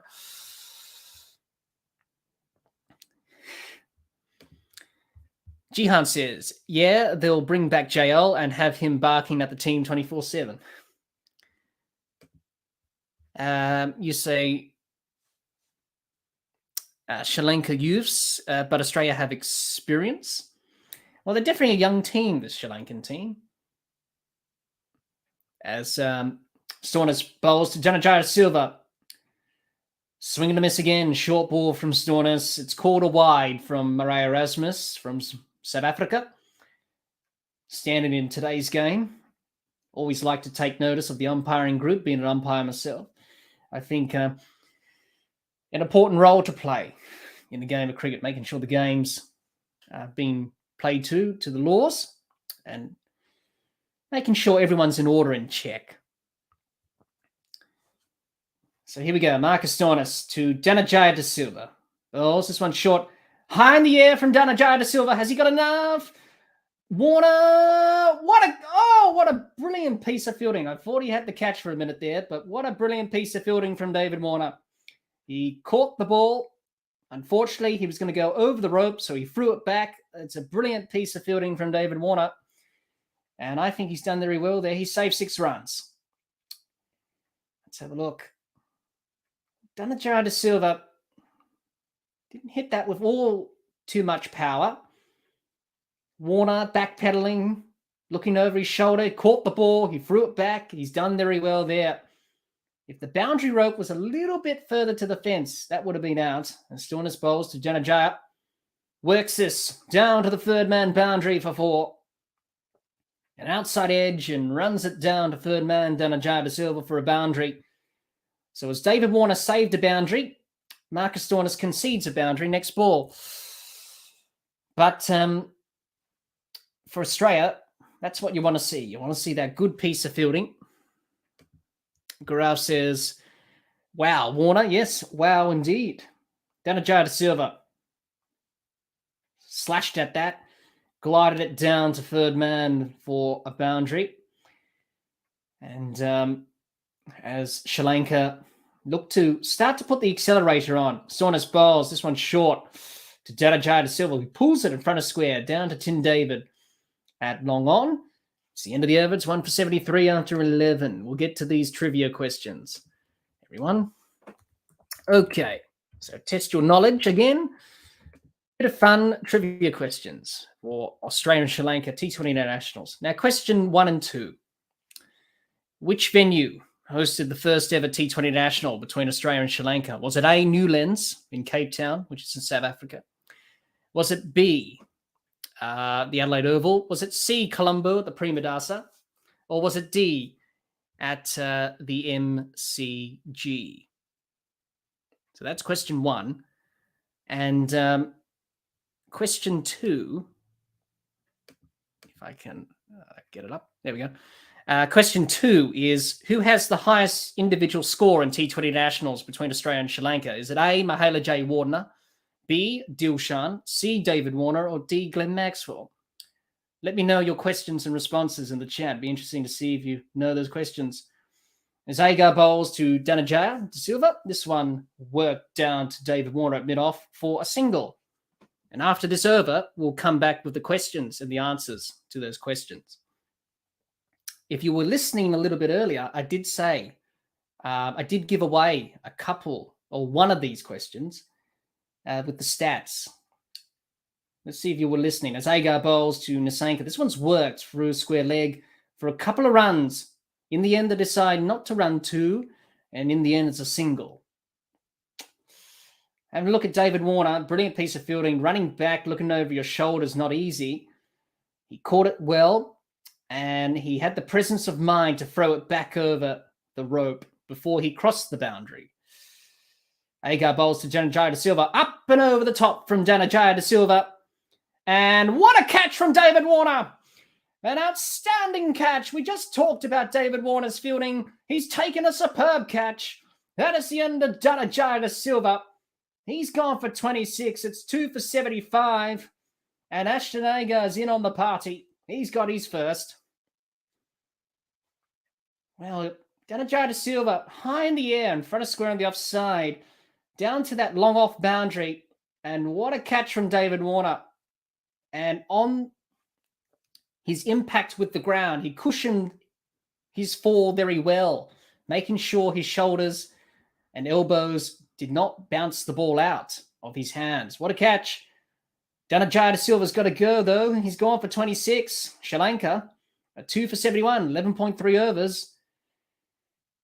This could be it for Australia to get them some momentum with the wickets. All right. Seeing that we've got that wicket break, let's see if anyone's got the right answers to these questions. Hans says, question 1A, you already said it earlier. And then you said question 2C. Thanks for those answers, Han. We'll come back with the answers in a minute. As Sri Lanka comes to the crease, a very exciting young player bursting onto the scene. And he'll be looking to get some runs here for Sri Lanka. The 2 down for 75. Australia have got the second wicket. Hopefully, this could be a flow of wickets at the moment for them. Jihan says, besides bringing some respectability back to the team, what significant success did JL have? They messed up a great chance to win an away Ashes and T20 World Cup, and 4-0 Ashes was once they knew he was sacked. Zagar bowls. He bowls to Sri Lanka. This one's worked onto the leg side, but in front of square for a single. He's off the mark, Sri Lanka. Motivational videos. Namaste. Namaste to you, my friend. And I hope you're well. Thanks for joining us. Here we go. Ashton Agar bowls to Nissanka. This one's worked through mid-wicket for a single. They were trying to think about running for 2. In the end, they decide not to do that. It would have been too risky. As we have a look at the dismissal from Janajaya de Silva, a very good catch on the long off boundary from David Warner. And David Warner getting towards the end of his career, but he's still very athletic in the field. And very good to see him still producing and still doing well in the field. Agar bowls to Nissanka, worked away behind square on the leg side for a single. It's the end of the over, 12 done. It's 2 for 78 for Sri Lanka. All right, we'll reveal the answers to these trivia questions. They're a bit of fun. We're going to be doing them throughout this T20 World Cup. So here we go. Okay, so question 1 was Cape Town. That was the 2007 T20 World Cup. That was the first venue that hosted the first T20 between Australia and Sri Lanka. And question 2 is Glenn Maxwell. 145 not out at Padikelly back in 2016. And Hans says, I bet question 2 was actually D. Maxwell trying to make me look stupid again. Well, it was Glenn Maxwell. 145 not out. So during the second innings, we'll come back with question 3 and 4. So I just thought it's a nice touch to try and test your cricket knowledge. As Mitchell Marsh is into the attack for the first time this tournament, he bowls to Sri Lanka, who drives through the covers, looking for 2. In the end, they'll get 2. Nice big square boundaries here at Perth Stadium. So stay tuned for the second innings because we're going to be doing question 3 and 4 of the trivia questions. But going back to the answers again, if you answered Cape Town, which was A, got that right. And if you answered D, Glenn Maxwell for question 2, you got that right. As Marsh bowls to Asalanka, this one not time from Asalanka, sort of checked his shot. He was in the air, and in the end, it fell safe. They scamper through for a single. Mitchell Marsh back to the bowling crease. Good to see him back bowling again.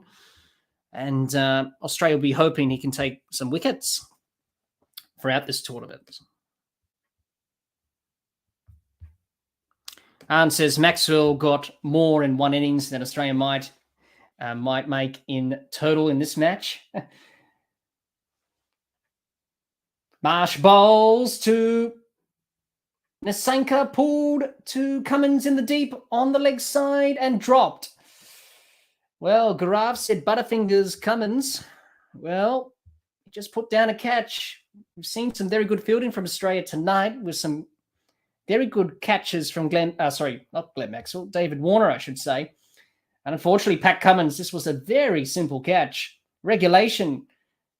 And Nasanka pulled it straight down to him in the deep. Unfortunately, dropped it.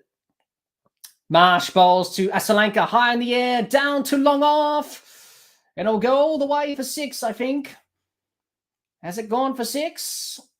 Yes, it has.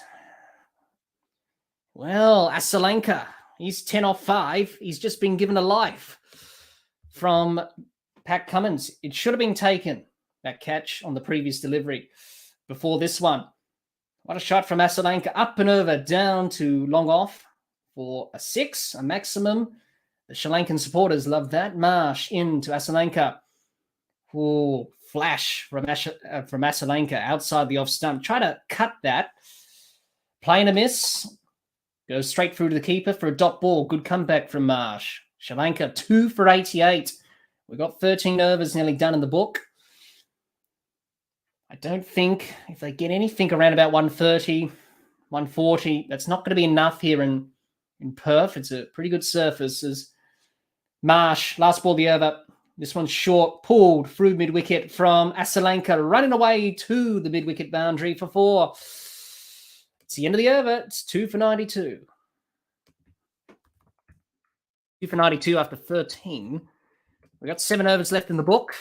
And Mitchell Marsh coming back to bowl for the first time this evening.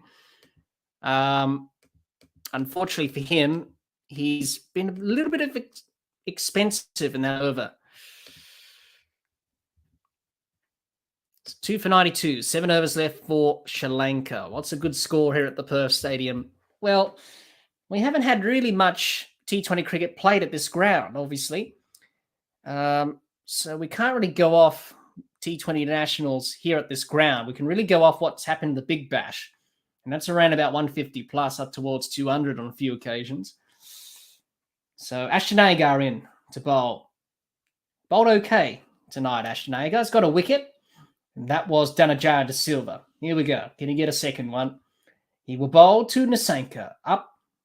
And he bowls. This one down the leg side. Nasanka tried to pull and work this down to the fine leg boundary. In the end, it's a wide. He has to re-bowl that one again, Ashton Agar.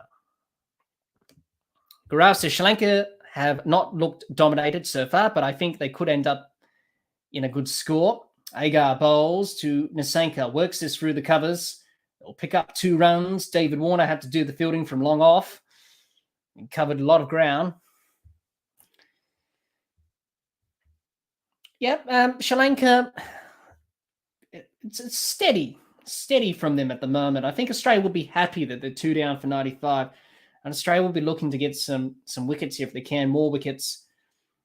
Agar bowls to Nasanka. This one's short, pulled away. Down to Tim David at long on for a couple of runs again, nearly a run out. Ooh. Just made it home, Asalanka. Thanks for joining us, everyone. Australia versus Sri Lanka from the Perth Stadium. Match number 19 of this T20 World Cup for 2022. And it's been an exciting tournament thus far. But we're getting into the business end of the tournament, Super 12. Who will qualify? Oh, excuse me there. Pardon me. Do apologise for that. Ashton Agar bowls. And this one short. Outside off stump. Run out, gone! Complete confusion. I did not know what happened there. What was Sri Lanka doing? They've given away a run out. A cheap wicket. That's the end of Nasanka. Gone for 40. Run out by Mitchell Marsh. Sri Lanka are 3 for 97. Bit of confusion in the running. Halfway down the pitch. Asalanka said no to the run. Let's have a look at the replay. Yeah, he's halfway down the pitch. He was looking for a quick single, Nasanka. Asalanka from the non-strikers in said no. And unfortunately for Sri Lanka, they lose Pathum Nasanka. He's gone for 40 or 45. Sri Lanka are 3 for 97. And they've given away a run out, a cheap wicket. No one likes to be run out. It feels like you're sort of giving the fielding side a wicket there. And in the end, that's what Nasanka did. Unfortunately, he's got to go, and Australia get the third wicket. So Australia starting to pick up wickets, starting to build pressure on Sri Lanka as we get closer and closer to the end of the innings. And we've nearly got 6 overs remaining after this. And let's see what Sri Lanka can do. Rajapaksa arrives at the crease. Very exciting player. Hasn't really fired in this tournament thus far. 3 for 97 Sri Lanka, 13.3 overs.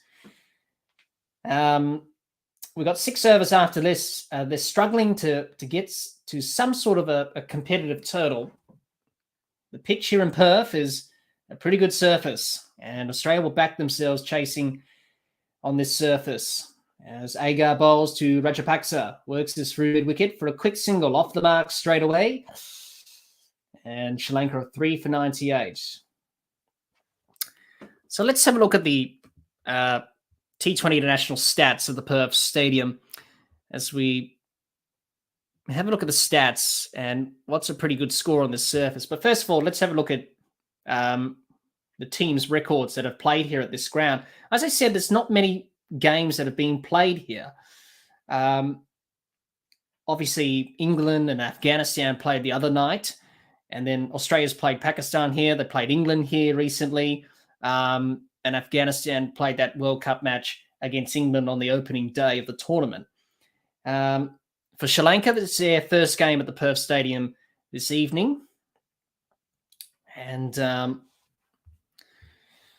those are some of the records from the teams that have played here at this ground. Not too many games, as I mentioned, as Ashton Agar gets ready to bowl the 5th ball of this over. He bowls to Asalanka. Try to cut it, swing and a miss. Dot ball in the end. And a good delivery from Ashton Agar. Now, the highest totals here at this ground, 200 has been made twice, and that was England and Australia back in that exciting game a few weeks ago in October. Agar bowls to Asalanka. Asalanka whips this through mid-wicket. Looking for 2, they'll settle for a single. In the over, it's 3 for 99 for Sri Lanka after 14 overs. We got 6 overs after this. Sri Lanka, 3 for 99. It's not ideal. Australia will be delighted with how they bowled this evening. They bowled a little bit better. So going back to the highest scores, 200 has been made twice. And the lowest score was Pakistan's 8 for 106. And that was against Australia back in 2019. And Afghanistan made 112 all out against England. And that game was during the T20 World Cup on the opening day on Saturday of last week. Mitchell Starc back into the attack, looking to clean up the rest of the Sri Lankan batting order, as he usually does with all of the batting orders around world cricket these days. As we have a look at the leading run scorers and leading wicket takers at Perth Stadium, and we'll come back to that after this ball. Starc continues. Bowls his 3rd over now. He bowls. This one's 4 to Asalanka. Outside off stump, driven to the man of the deep on the offside. And the 100 up for Sri Lanka. 3 for 100.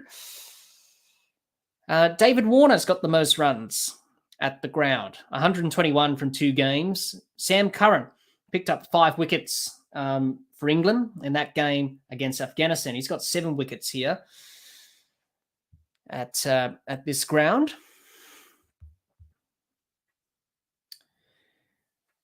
So Sri Lanka 3 for 100 in 14.1 overs. We've got 5 overs after this. Australia will be looking for a couple of wickets to stem the flow of runs and hopefully chase down a target they feel comfortable chasing. And Aaron Finch looking intense a little bit there, the skipper. Stark bowls to Rajapaksa, who hits this back down the ground, nearly over the rope for 6. In the end, David Warner, superb fielding again down there at the long on, long off boundary. He saved 4 runs. Very good shot from Rajapaksa. Hit that straight down the ground, hit through the line. It was a full delivery from Stark and didn't quite time it. Nearly went to the boundary, plugged a little bit there. David Warner cut it off for a couple of runs. So good fielding from Warner again. Stark about to bowl his 3rd ball to Rajapaksa. He bowls this one short. Oh, a bit of a fish outside the off stump from Rajapaksa. Tried to work that down to 3rd man. Try to hit that over the top.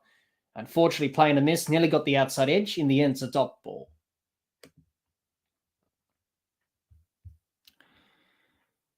Gaurav says, on this wicket, I think even Gabe will be able to bowl 90 miles. Yeah, he would. He'll get some good bounce and some good carry, Gabe, but I think he'll be coming off the short run as Stark bowls to Rajapaksa, who works us down behind square on the leg side, down to the deep backward square leg boundary for 6 runs over the rope, and he's got a maximum.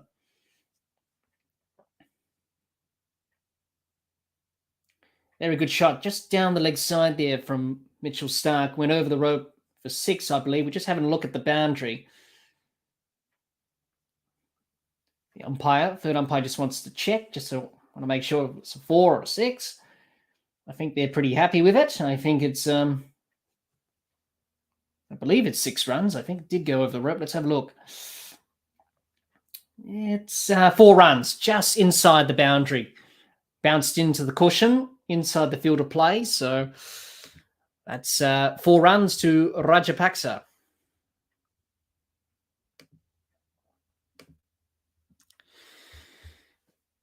Four runs is going to be recorded in the scorebook. That looks like it's hit the ball. The ball's actually hit the boundary cushion in the inside of the field of play. Now, whether or not it hit the rope on the full is why they are looking at this replay. But to me, that looks like a boundary. So Marais Erasmus signals 4 runs to the scorers. And a boundary for Rajapaksa, much needed one for Sri Lanka. Here we go, Mitchell Stark, 5th ball of the over. What can he do here, Mitchell Stark? Runs up, he bowls, and this is high in the air from Rajapaksa, who's underneath it, down to 3rd man, takes the catch. And that is the end of Rajapaksa. He's gone. Stark's got his first. Good catch from Pat Cummins. He dropped one earlier in the deep, but he's redeemed himself with a very good catch. And Australia coming back nicely in this game against Sri Lanka. That's what they needed to do after the disappointing defeat to New Zealand the other night. Pat Cummins ran from the 3rd man boundary inside the rope to catch that. Off the rope, I should say. Aaron Finch likes that catch. And Rajapaksa's gone. Sri Lanka, 4 for 106. He's gone for 7, Rajapaksa. It's 4 for 106. John, you say, I think Gabe might be more of a Malcolm Marshall bowler and statue. He might be. Malcolm Marshall, what a bowler he was, John. And obviously you'll be more educated to speak on him than I will, John, obviously because I didn't see Malcolm Marshall play or bowl, but watching highlights of him bowl, very skillful. And he could set up a batsman very well and get him out and predict how he's going to get a batter out. Obviously, the late Malcolm Marshall, of course, no longer with us. But, over 300 wickets, for the West Indies. A very skillful bowler, Malcolm Marshall.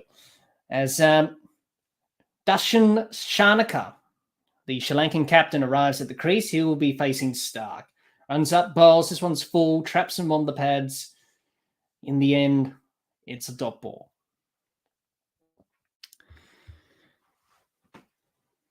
It's the end of the over. It's 4 for 106. We've got 5 overs left. It's been a very good comeback here from Australia. 4 for 106. 15 overs have been completed. We've got 5 overs left in the book. It's been very good from the Australians this evening. I think it's been a better bowling performance, and I think for Sri Lanka, it's been disappointing. They've been struggling with the pace and bounce of this surface. A lot of batters trying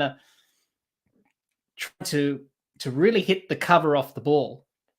Unfortunately, they haven't really timed those shots all night. And unfortunately, on a few occasions, they've hit it straight up in the air and got out caught in the field. So 15 overs are done. 4 for 106 for Sri Lanka. We've got Asalanka and the captain, Shanaka, at the crease. Maxwell into the attack now. He bowls to Asalanka, who works his behind square on the offside for a quick single. And Glenn Maxwell into the attack. Aaron Finch trying different options with the bowlers this evening. It's worked thus far.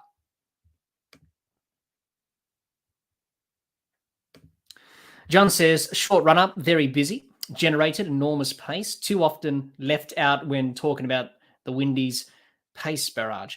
Yeah, he is. He's often forgotten, isn't he? As Maxwell bowls to Shanaka, and Shanaka works this through mid-wicket for a couple of runs, and they'll make it easily.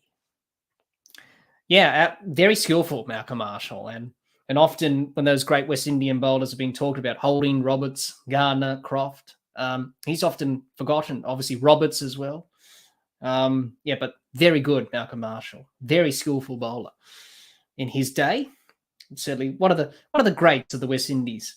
As Maxwell runs up, bowls, swing and a miss from Shanaka. Try to hit that down to the long on boundary for 6. Didn't quite connect with it. We've seen that tonight from Sri Lanka. They haven't really timed the ball well. Jihan is at the ground. He said, that was a great catch by Warner. He's dropped some tough chances recently. He would have enjoyed that. Well, he certainly did, Jihan. He was certainly celebrating that great catch, and what a catch it was. He's taken 2 very good catches this evening. Obviously, the one to save 6, and then that one in the outfield. Very good from David Warner this evening. One of Australia's best fielders. He still maintains that fitness. Maxwell bowls to Asalanka. This one's worked behind square on the leg side for a single. Not a bad over from Glenn Maxwell. 3, 4, 5 runs and a dot. 1 ball left. Judging by people in the chat, it could be a wicket. And by Jihan as well. I'm a little bit behind on the stream, everyone. So here we go. Maxwell to Shanaka. Bowls straight up in the air. As predicted by Jihan and Gaurav. In the air, wades underneath it, takes a very good catch. And Sri Lanka have lost another wicket. Australia are back in business now. That is the end of the Sri Lankan captain. This is the Australia we know. End of the over. It's 5 for 111 after 16. Glenn Maxwell in on the party now. 4 overs left. Sri Lanka are just sort of losing their way in this innings a bit. Garas is up in the sky. Jihan says, another great catch from Wadey. Yes, it was.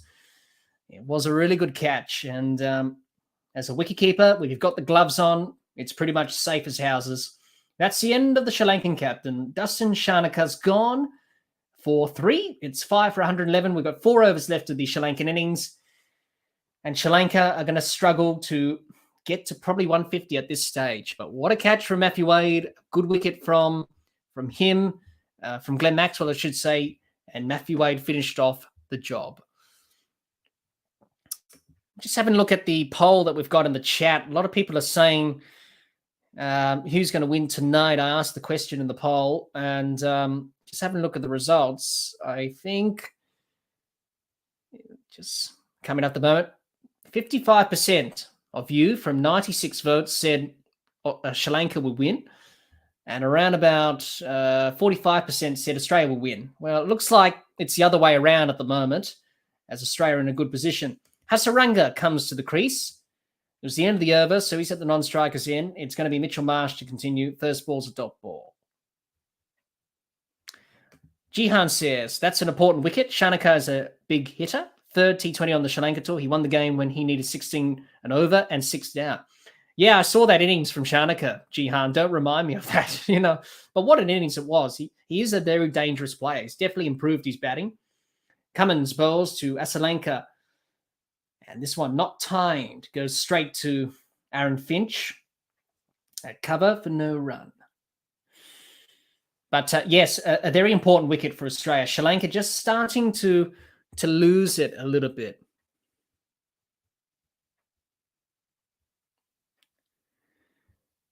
I'll get to your question in a minute, John, after this ball. As Marsh is at the top of his mark. He's bounding in, running in past the umpire. Cummins, sorry, that is. And slashed away from Asalanka through point for 4. And Cummins gets dispatched to the boundary. Australia looking to try and finish off the job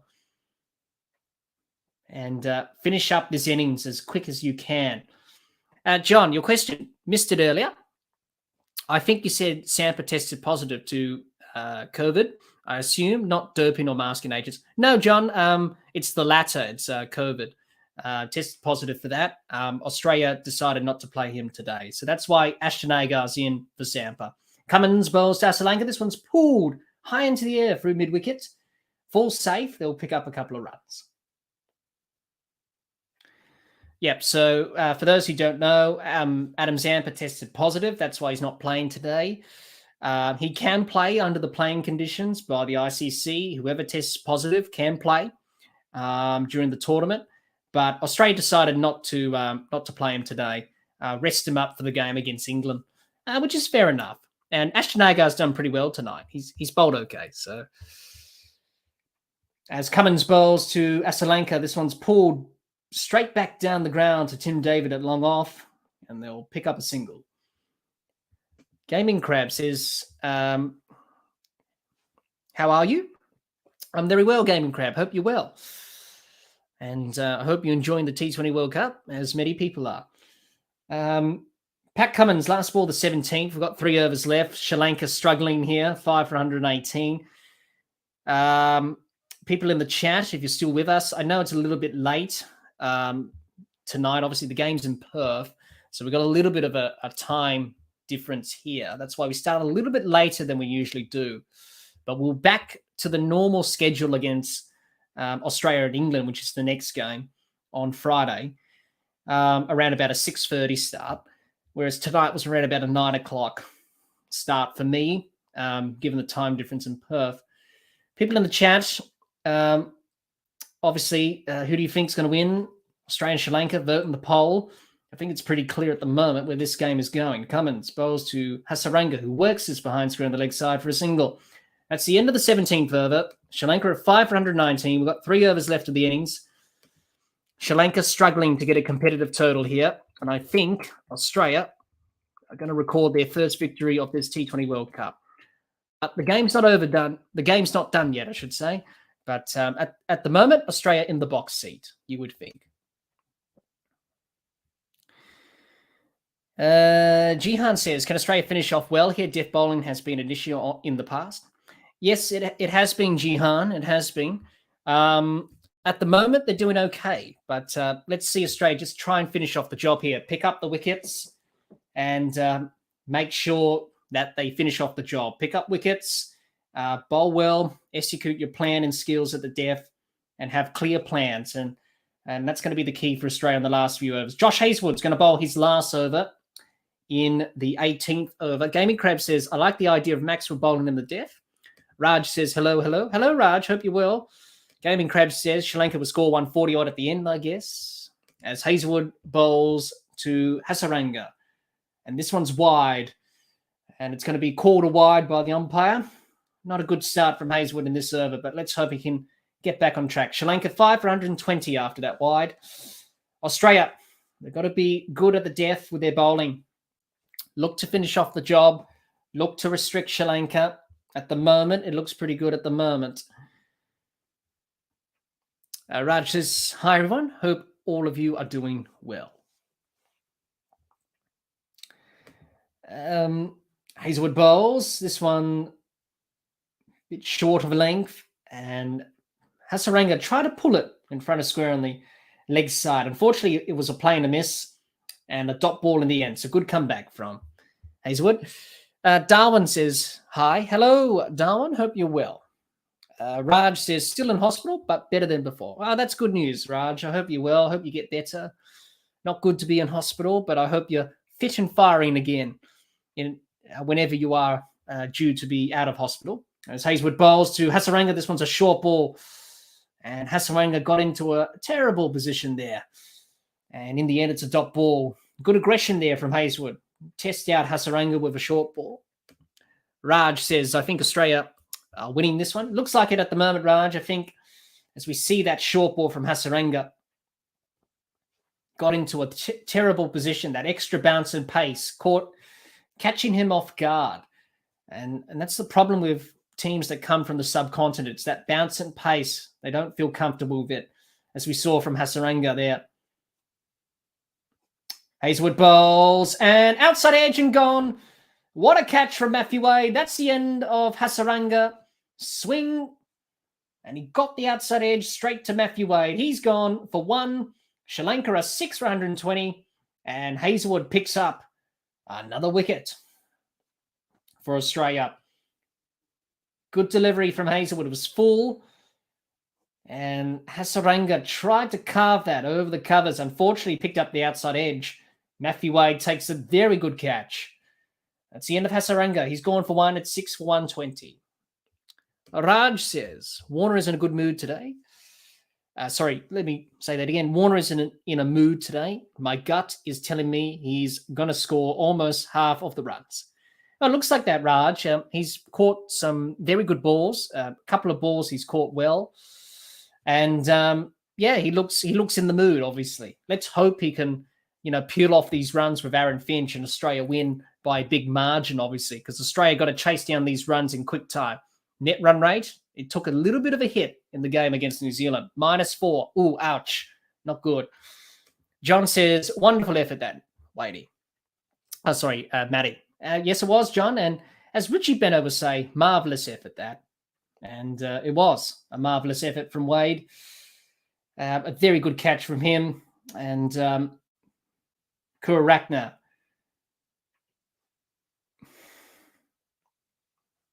Is the new batter on strike to Hazlewood. He bowls and he works it behind square on the leg side for a couple of runs. Kurakna. And he'll pick up a couple.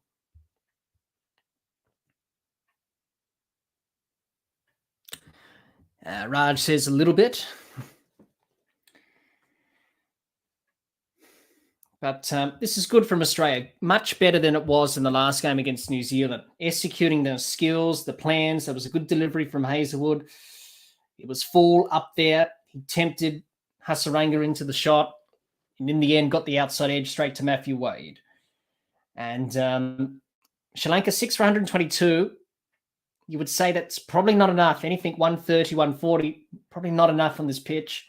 It's a pretty good surface. Sri Lanka have been a bit off today with their innings. It's been a bit all over the place. And Hazlewood to continue. Bowls to Kurakna, short ball. Kurakna ducks and lets it go past to the keeper for no run. So once you get into the tail enders, we'll see the Australian bowlers bowl some short balls, and that's what Hazlewood's done there to Kurakna. Just having a look at Sri Lanka's wickets tonight. A lot of wickets that have been caught in the outfield. Obviously not really timing the ball at all in this innings from Sri Lanka this evening. The batters have found a little bit tough for their timing. And there's some big shots, and they've gotten out to. Hazlewood bowls to Kurakna, who pulls this down to fine leg for 4. It was a short ball, and he managed to get it away to the boundary for 4 runs. That's the end of Hazlewood's 4 overs. It's the end of the over. And Sri Lanka are starting to get some boundaries a little bit here, but they've lost a few wickets, and that's just slowed momentum a little bit here for them.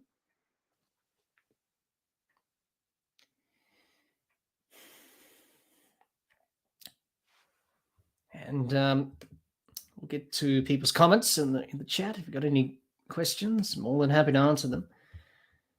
We'll get to your question, Gaming Crab. Sri Lanka, 6 for 126.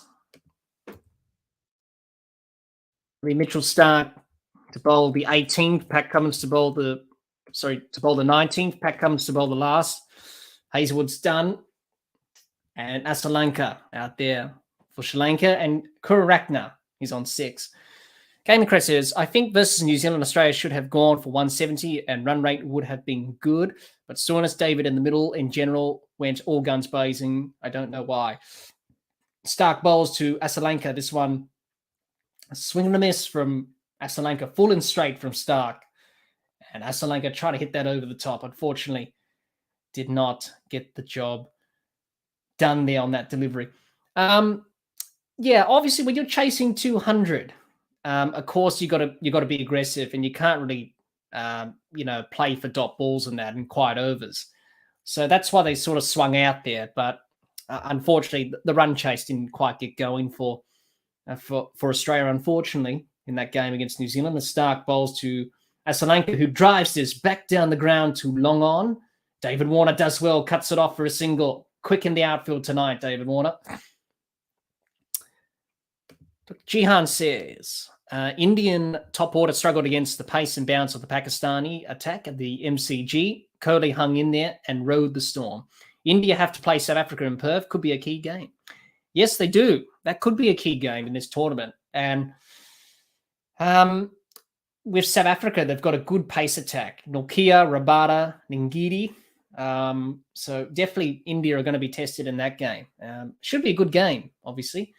And South Africa, unfortunately, did not quite get the result they wanted yesterday against Zimbabwe. That game was washed out, no result. But they'll be hoping to get some points in this tournament as they progress. Stark bowls to Kururatne, and this is down the leg side, and it races away to the boundary for 5 wides. Mitchell Stark got it wrong there a little bit. And it's 5 wides. 6 for 132 for Sri Lanka. Mitchell Stark bowling down the leg side and a pass. Matthew Wade couldn't stop it. 5 wides. And Mitchell Stark not happy with that delivery. Way down the leg side. And Matthew Wade nearly got a hand to it. A glove. And unfortunately, Matthew Wade could not cut that off. Stark bowls to Kururatne, who hits this over the top of covers for a couple of runs. And they will pick up 2 in the end. Coming back for 2, Stark at the bowler's end, looking to get a run out there. In the end, it went to the striker's end. And 3 runs onto the total. So Sri Lanka, 6 for 135. We've got 1 over left. Australia have done well to take wickets, slow momentum down a little bit. And you would think Australia definitely favourites to chase it down given their batting order. As Stark bowls to Asalanka. This one's full, traps Asalanka on the pads. Goes behind square on the leg side for a leg bye. Sri Lanka, 6 for 136. Mitchell Stark didn't quite get his line right with that delivery that went down the leg side for 5 wides and went to the boundary. But he's done well to limit the damage in this over. For Sri Lanka, they'll be happy with how many runs they can pick up in this over, because at the moment, I don't think this is going to be enough on this surface. It looks a pretty good surface, good carry, good bounce. You can play your shots. Stark bowls to Kururatne, inside edge onto the pads. And in the end, they come through for a single. 1 ball left off Stark's 4th over. And he's done okay tonight, 1 for 23. Sri Lanka, 6 for 137. Run rate 7.27. They'll be disappointed with this Sri Lanka. They would have expected a lot more. Unfortunately, the fall of wickets have hampered them a little bit, and they've struggled for timing on a pitch that's offered some pace and bounce. As Mitchell Starc gets ready to bowl the last ball of the 4th. Here we go. Bowls to Sri Lanka. This one, full and wide, outside off stump. Swing and a miss from Sri Lanka. End of the over. It's 6 for 137 after 19. We've got 1 over left. And Sri Lanka will be looking to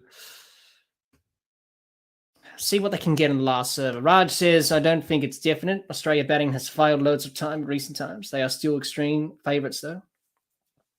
Yeah, but they'll be hoping to get back to basics with the bat tonight, Raj, and be clinical in the run chase. I don't think they need to do anything rash.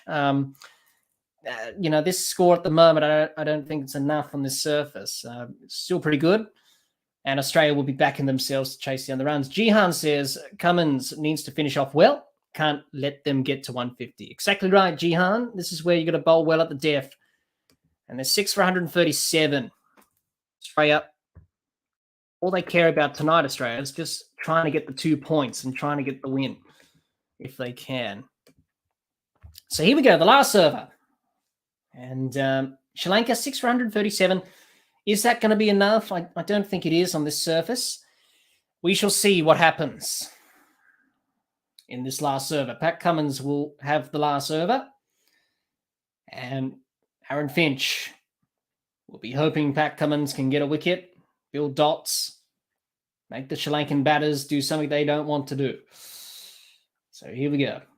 Pat Cummins at the top of his mark. He's raring to go. He's running up now past the umpire. This one short and wide outside off stump. Swing and a miss from Kurakna. An appeal, a bit of an inquiry from Matthew Wade. He was asking if that caught a little bit of bat, maybe at an outside edge. Aaron Finch says no to the review. I don't think it hit any bat. Aaron Finch is just talking to the umpire, Richard Illingworth, and have they gone upstairs for the review? I don't think they have. So in the end, a dot ball to begin this over. Good start from Cummins in the last over. No, Australia have reviewed it. So Australia have reviewed this caught behind. Oh, yeah, he was nowhere near that. Nowhere near that. I think the deviation of the ball probably fooled Australia there a little bit. Yeah, that's missed the bat by miles. So a straightforward decision from Richard Illingworth. And but in the end, a dot ball for in the end, they run a bye, Sri Lanka. They ran the bye there. So 6 for 138. Good start there from Cummins. Here we go. Cummins into Sri Lanka bowls. This one's carted over the covers. Marcus Dorn is just fielding in the deep. They'll pick up 2 runs. 6 for 140 for Sri Lanka. Dr. Jihan says poor bowling here. Yep.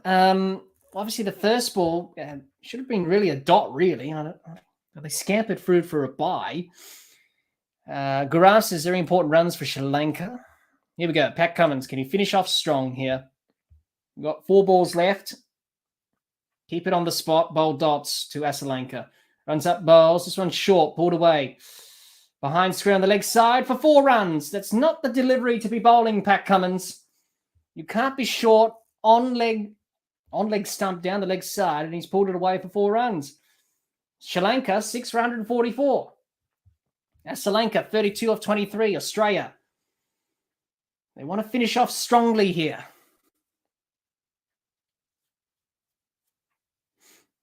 Poor delivery from Cummins down the leg side, and fine leg could not cut that off.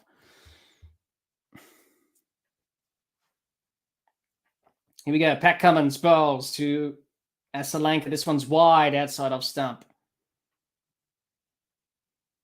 And Pat Cummins, pressure on him. A lot of people said he should not be a death over specialist, and he goes for runs. Jihan, not happy with the bowling. He says, death bowling again. Stop bowling tripe, Cummins. John says, is it hit or miss by Sri Lanka, or does the outfield seem slow? Well, they haven't really timed it all night, really. They've struggled for their timing at times. Cummins bowls to Sri Lanka. This one's over the top, down to the long off boundary for 6. And the 150 is up for Sri Lanka. Pat Cummins, what are you doing? That was in the slot. It was too full, not the ball to be bowling.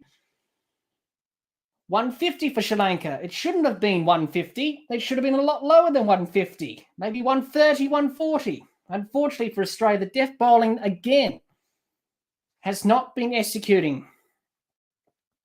But it's a pretty good pitch, and I think Australia, they can chase down these runs. They'll back themselves, even though they've had the problems.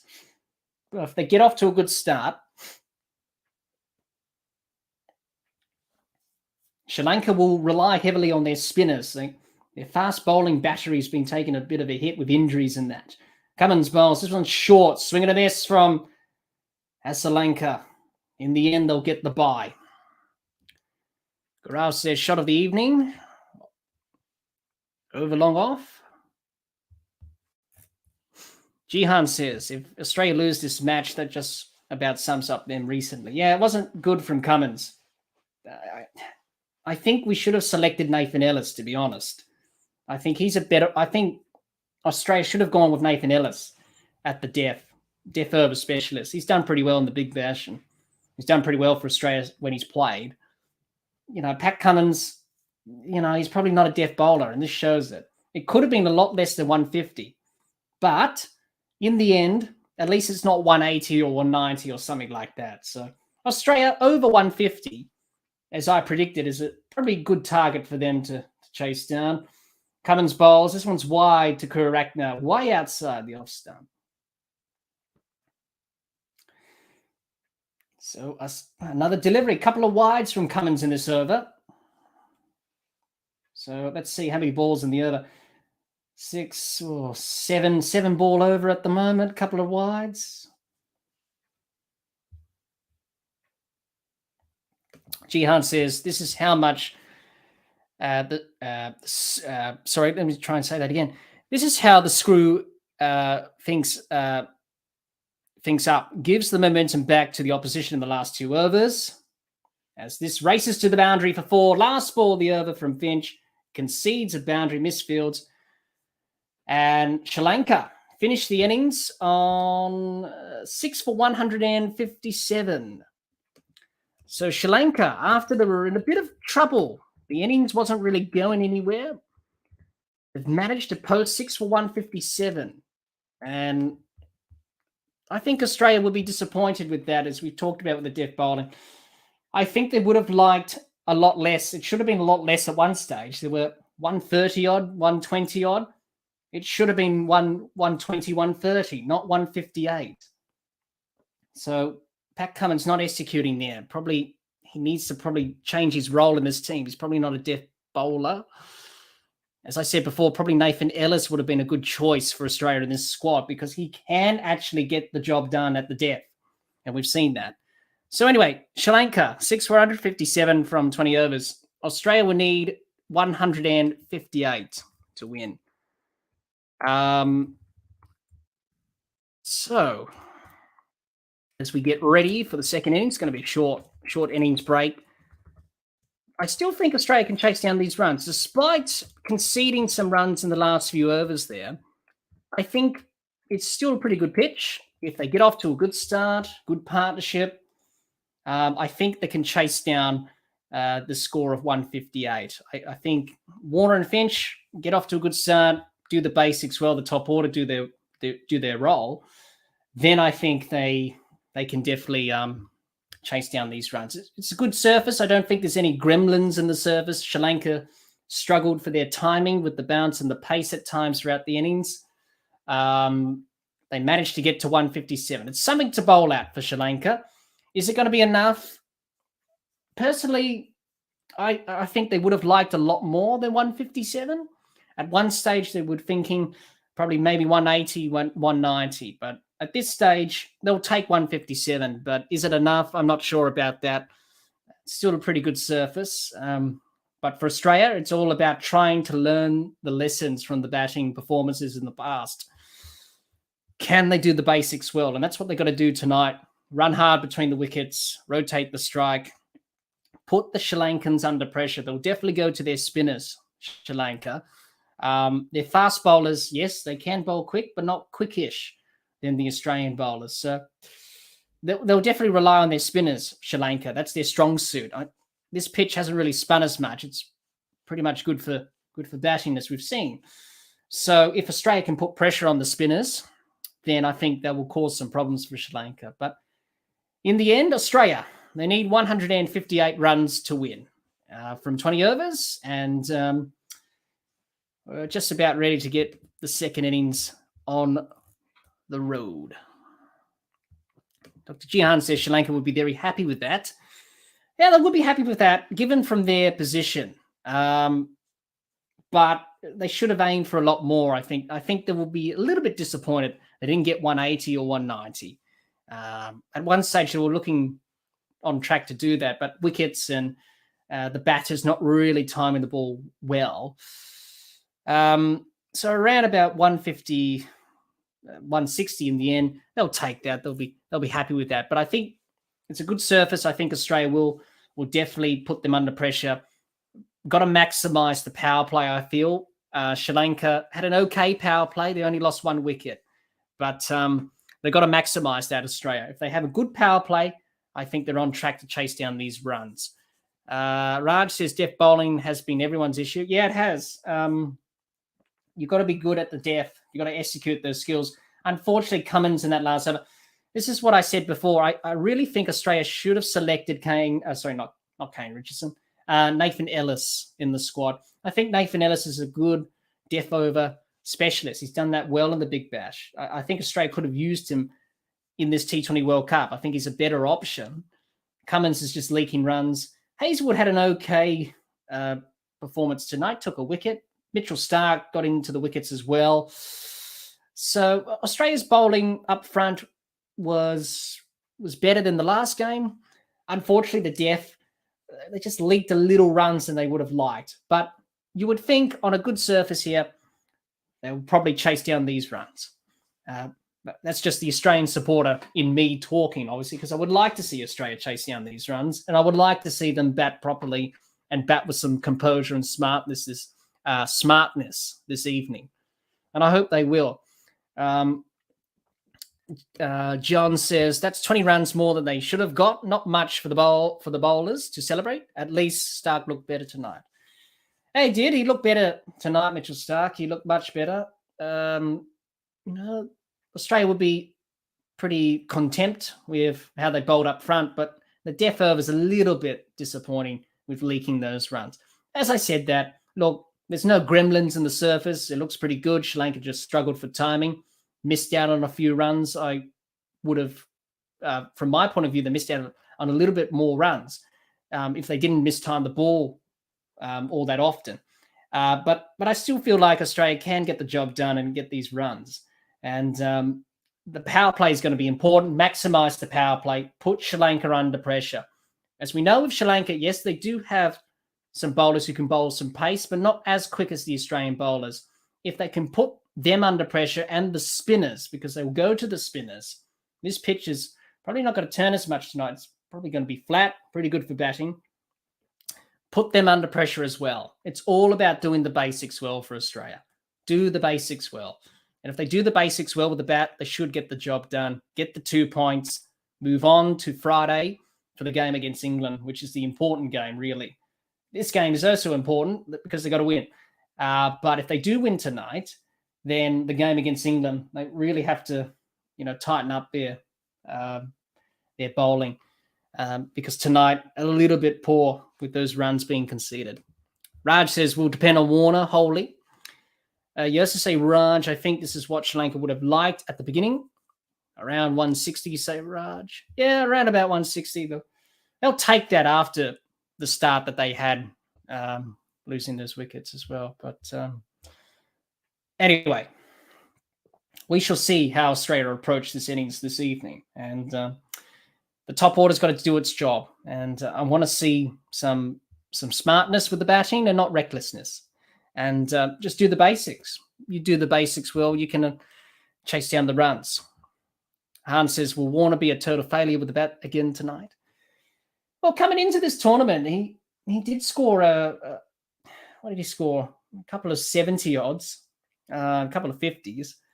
And then the last few innings he's missed out. So hopefully for Australia, he can get off to a good start. Sort of reminds me of what happened last tournament. He got off to a bad start, David Warner. It was a slow start in last year's T20 World Cup. But then he was able to come back and score runs. And then obviously he was the player of the tournament, wasn't he? So, it takes a little bit for the motor to get going these days. But if David Warner can get off to a good start this evening, then Australia can have a chance of chasing these runs. I think if they can put them under pressure, then pressure does weird things to many people. And it's how you handle that pressure. So it'll be interesting to see how Sri Lanka go. But Australia, they'll be telling themselves that we back ourselves to chase this. Yes, we haven't chased down totals successfully in the past. But tonight, we got to start thinking in a positive way and saying, you know what, we can get this job done. And forget about what we're saying. Forget about what the media have said. Forget about what everyone's, saying. Go out there and execute your skills, which is, what you're paid to do. And if they can do the basics with the bat, then they can get the job done. It's all important. The basics are very important to have success in a game of cricket with bat, ball, and in the field. And that's what they got to do. And also for Australia, it's just we just got to see that smartness, and we just got to see them really take this game by the scruff of the neck. I think Australian teams play better when they're aggressive and looking to put pressure back on the opposition bowlers, and I think that's what they'll do this evening against Sri Lanka. But it's a big test for them, a lot of pressure. Can they do it? Well, we're about to begin the run chase. And moments away, I think it's going to be Fernando to bowl the first over. Dr. Jihan says, this death bowling issue is why I think Australia can only win this tournament if Finch keeps winning the toss. Well, yes, he's won the toss thus far. He hasn't lost yet. But Australia definitely need to keep looking to improve and getting better with their death bowling. It's not an easy job, obviously, bowling at the death, obviously, with that pressure. Batters swinging from ball one as soon as you get out there with the balls. So it's about trying to execute those plans. And Australia haven't quite done that of late. Tonight, their bowling was a little bit better. The death bowling, again, was a little bit poor. But, at least they took 6 wickets. That's the positive. At least they took 6 wickets. The last game, they only took 3. So that's a positive. And that's a sign of progression. All right, David Warner on strike. Aaron Finch at the non-striker end. Let's get this show on the road. Australia will be looking to chase down these runs. 158 they need from 20 overs. John says not just the depth, but the power play as well. Bowlers look better through the middle, but are taking the boot off the throat. Taking the boot off the throat. Yeah, obviously, I would have thought tonight they would have been a little bit more aggressive, Australia. They did bowl some short balls, which was nice to see. Maybe a little bit overdone with the short ball there a little bit at times, but it's good to see that aggression. And, a slightly better bowling performance than in Game 1 against New Zealand. All right, so we're moments away from this second innings beginning. Sri Lanka made 157. Australia need 158 from 20 overs. Simple as that. They win tonight. They're still alive in the tournament. They lose, and the defending champions are going to be on the back foot tremendously. Fernando in to Warner. Warner defends, and it's a dot ball to begin proceedings. I think this power play is crucial for Australia. They can get off to a good power play. Sri Lanka's power play was okay. They only lost 1 wicket. If Australia can have a good power play, maximize the 2 fielders inside or outside the circle, It's a fast-scoring ground, as we know here in Perth, with a quick outfield. Then they're going to be in the box seat in this run chase if they can do that. Here we go. Fernando, second ball to Warner. He's in and he bowls. Warner pulls this through mid-wicket. He'll pick up a couple of runs, maybe 3. It's a long chase for the long-on fielder. Had to do the fielding. There was no mid-wicket. They'll come back for 3 runs. Good start to the run chase. Australia and David Warner's off the mark. Dr. Jihan says, against New Zealand, it was trash for the whole 20 overs. Power play, middle, and depth. Yeah, it was. It wasn't a good performance, that's for sure. Slightly better this evening. Raj says, I saw a bit of a rant from Gay waiting for a full 19-minute video about the West Indies. Yeah, well, he didn't hold back, Gabe, and I don't think he'll hold back his words. And definitely if Nick and Gabe do a video on the West Indies' demise, it's probably just going to be Gabe ranting for the full duration of the video. For the West Indies, a very disappointing tournament indeed. All right. Fernando, third ball in to Finch. He bowls. Finch works this onto the leg side for a quick single off his pads. They'll pick up a single. They were thinking about the overthrow, ricochet off the stumps. In the end, it's just a single. So Aaron Finch is off the mark. John says, to be fair, Warner hasn't had the rub of the green. On the other hand, Finch is his own worst enemy.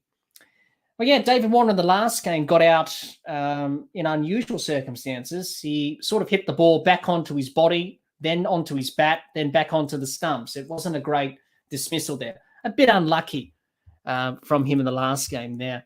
But let's hope he can score some runs. He's done some pretty good fielding. Let's hope he can get some runs with the bat. Australia will be hoping for that. Fernando in bowls. This one's short. Warner works it in front of square on the offside for a quick single, and he'll get it. Quick runner between the wickets, David Warner, and he's already on 4 off 3. Aaron Finch yet to get off the mark. It was a leg by. That ball he faced and worked off his pads.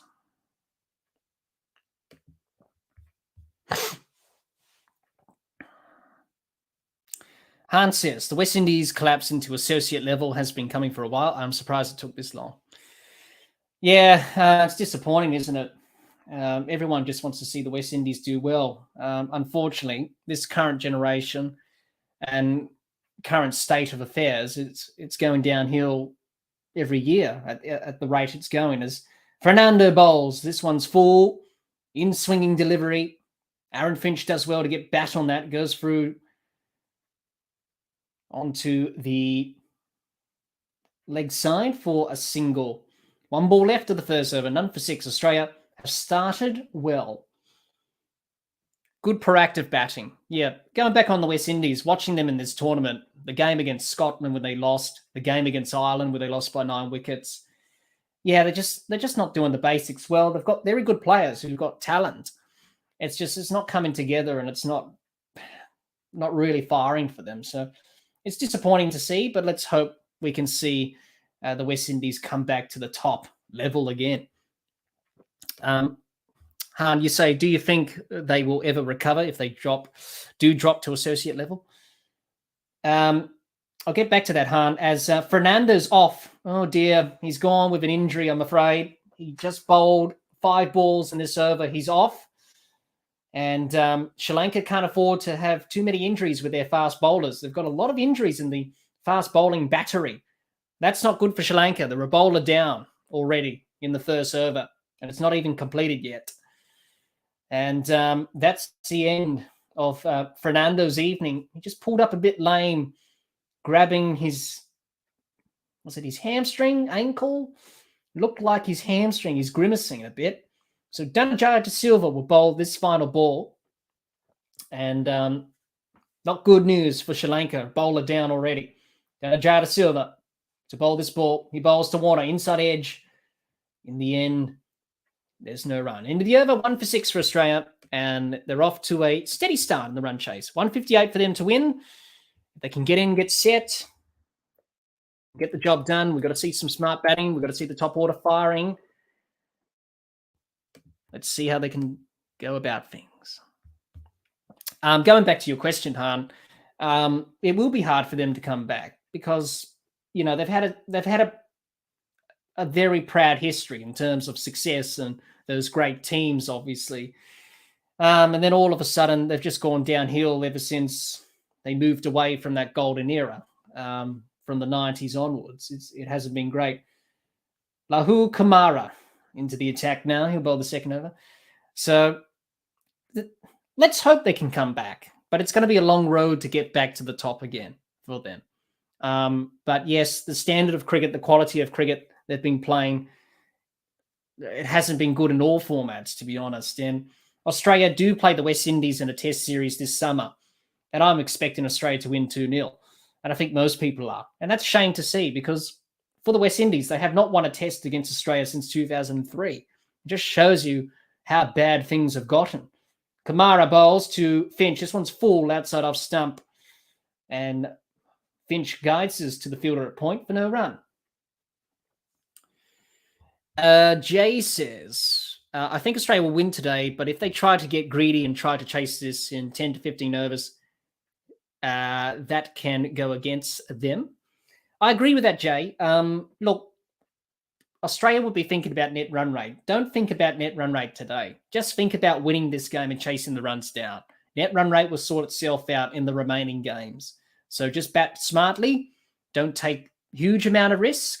It's a big ground, Perth. It's a good surface. You can maximize scoring on this surface as Kamara bowls short ball. Finch pulls it straight to the fielder at mid on, and there's no run.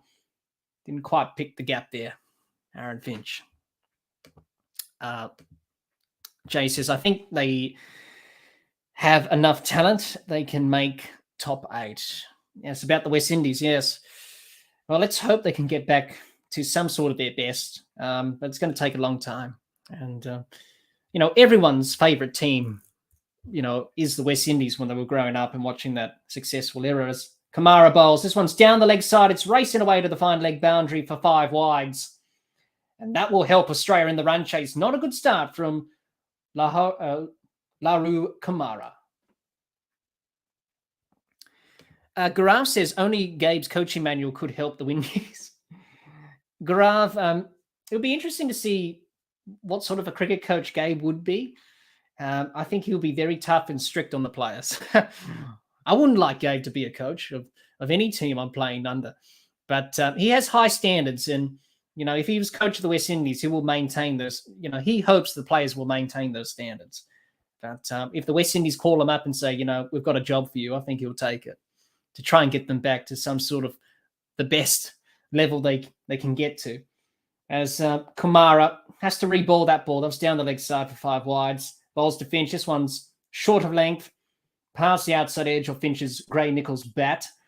Goes straight through to the keeper for no run.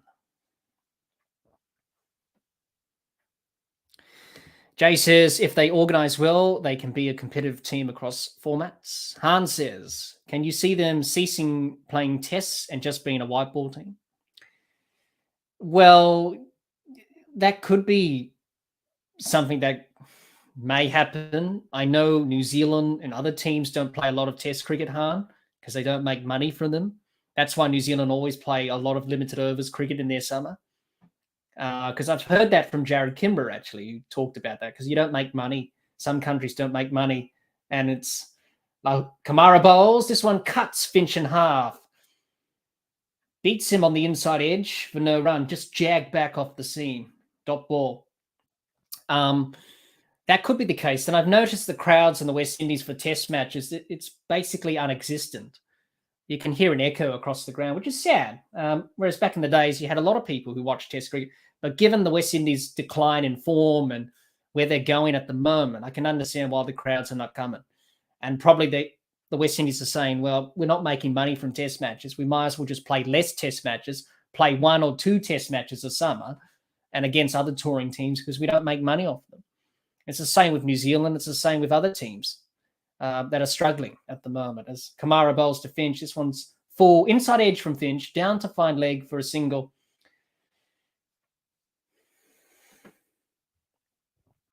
Hans says, you think about net run rate if you're near 100 runs by the 10th over. It would be crazy to think about it right now. Yeah, that's right. And that's the thing I have against net run rate. And it puts uncertain pressure on teams because let's just say Australia in this run chase tonight, they had to chase down 158 runs in 10 overs or something like that to be in the top 2. Let's just say that for argument's sake. That's going to put tremendous pressure on any team. And many teams don't succeed doing that. So I think there's a better way. And we talked about it in the last stream. And I know you offered some solutions, Hans, with run difference in that. We need a better option than net run rate because a lot of people don't even know how it works. So we need a better option. But for Australia, it's just about try to chase down the runs. Doesn't matter how fast you do it in. Get the win. Get the 2 points. That's the important thing today. Kamara bowls to Warner. Warner defends. Back down the pitch for no runs. End of the over. It's 9 for 12. After 2. Good start from the Australians. Sri Lanka, a bowler down. We saw Fernando go off the field. I think it's a hamstring or something. I'm not sure what happened to him. Maybe someone in the chat can tell us what's happened there. Hans says Gay would be handing out PEDs like they were candy. Hans says, do New Zealand make money from hosting and touring Australia and England in Test series? Well, Han, when those teams are touring like the West Indies, like Sri Lanka, Bangladesh, all those teams who are not outside the big three, they do make some sort of money, a little bit, but not. I don't. That's the biggest revenue for them. If they play against India or Australia, England, they're going to make big money from those series. But if they host Australia and England and India in their country, they're not going to make much money because you're losing money for every test match you host. And that's why New Zealand, these teams are only playing 2 test matches and not 3 or 4 because they're not making money and they're losing money every test they host. And that's the case. Kurakna into the attack. He bowls to Finch. This one's full. Hits Finch on the pads. I think it's going down the leg side. In the end, it's a dot ball. John says, as important as the Ashes are, there was a time when Aussies wanted a test win against the West Indies more. Saddens to see their demise. Yeah, that's true, John. Obviously, during that time where the West Indies were dominant, the Australian team wasn't really that good, obviously, the 80s and that. Everyone struggled against the West Indies. But if Australia won against the best West Indian team, which they unfortunately didn't do, obviously, but the team who toured in 1995 did, as Kurakna bowls. This one's short, wide outside off stump, called a wide by Richard Illingworth. Raises his arms out, says wide ball, as you do as an umpire, as I do on most Saturdays, actually. Signalling wide.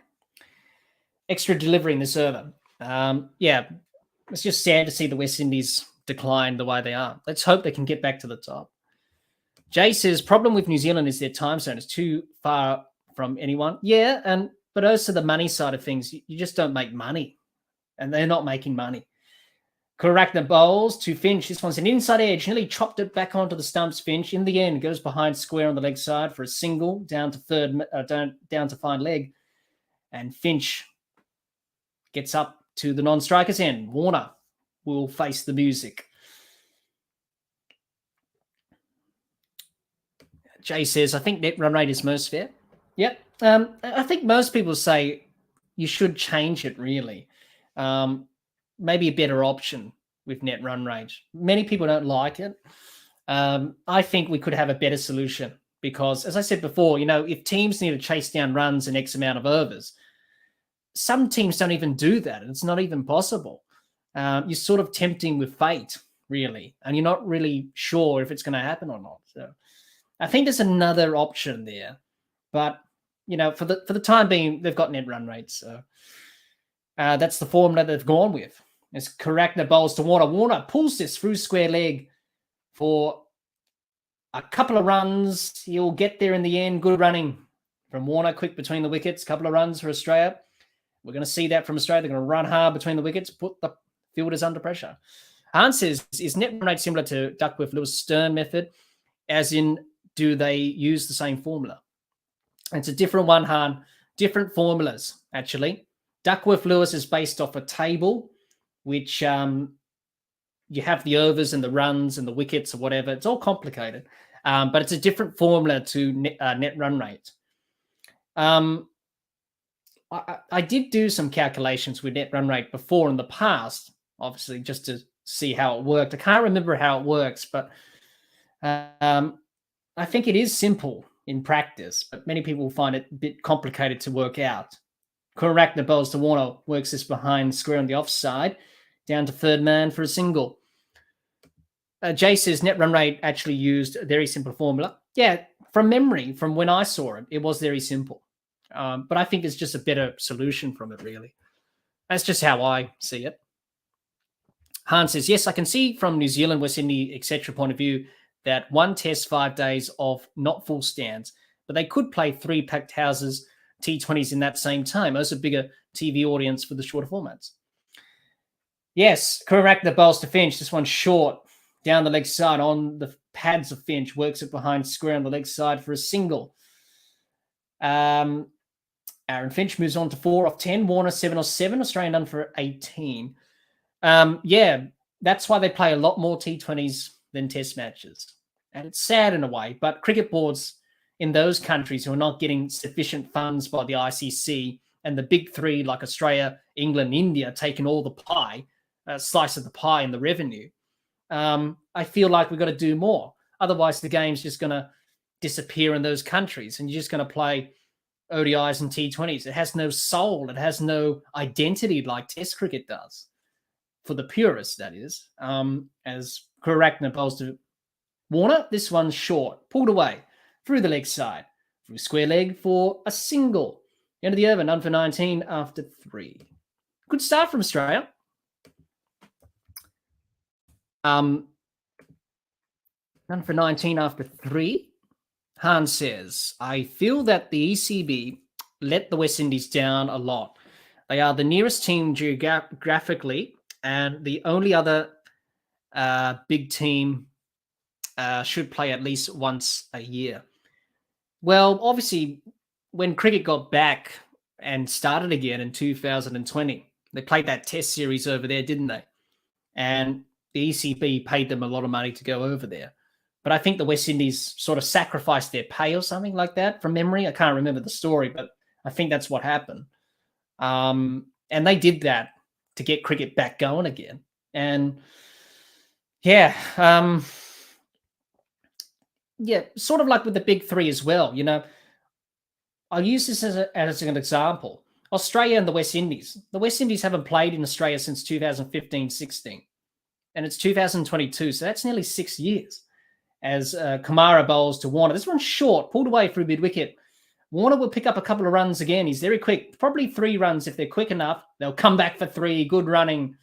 That's more like it from Australia. Run hard between the wickets. Put the Sri Lankan fielders under pressure. So I think for those big 3 countries like Australia, England, India, Han, they've got to do more in world cricket, I feel like. I feel like Australia's not really doing much to help world cricket. Same with the other countries. We can do so much more to grow and promote the game, but cricket boards just think about themselves and just greedy. And it's all about the money. It's all about, you know, all that stuff and profits and all that. Yes, it's a business, but you've got to think about the game as well. And so does the ICC as well, because they're not doing really much at the moment. As Kamara bowls to Finch, this one jags back inside to the body of Finch. And in the end, it's a dot ball. John says, plus with New Zealand, rugby is the dominant sport. Cricket comes a poor second. Yes, obviously New Zealand, rugby mad. Cricket's starting to come up through the ranks. But rugby's the dominant sport, obviously, in New Zealand. So that's something that they have to contend with as well.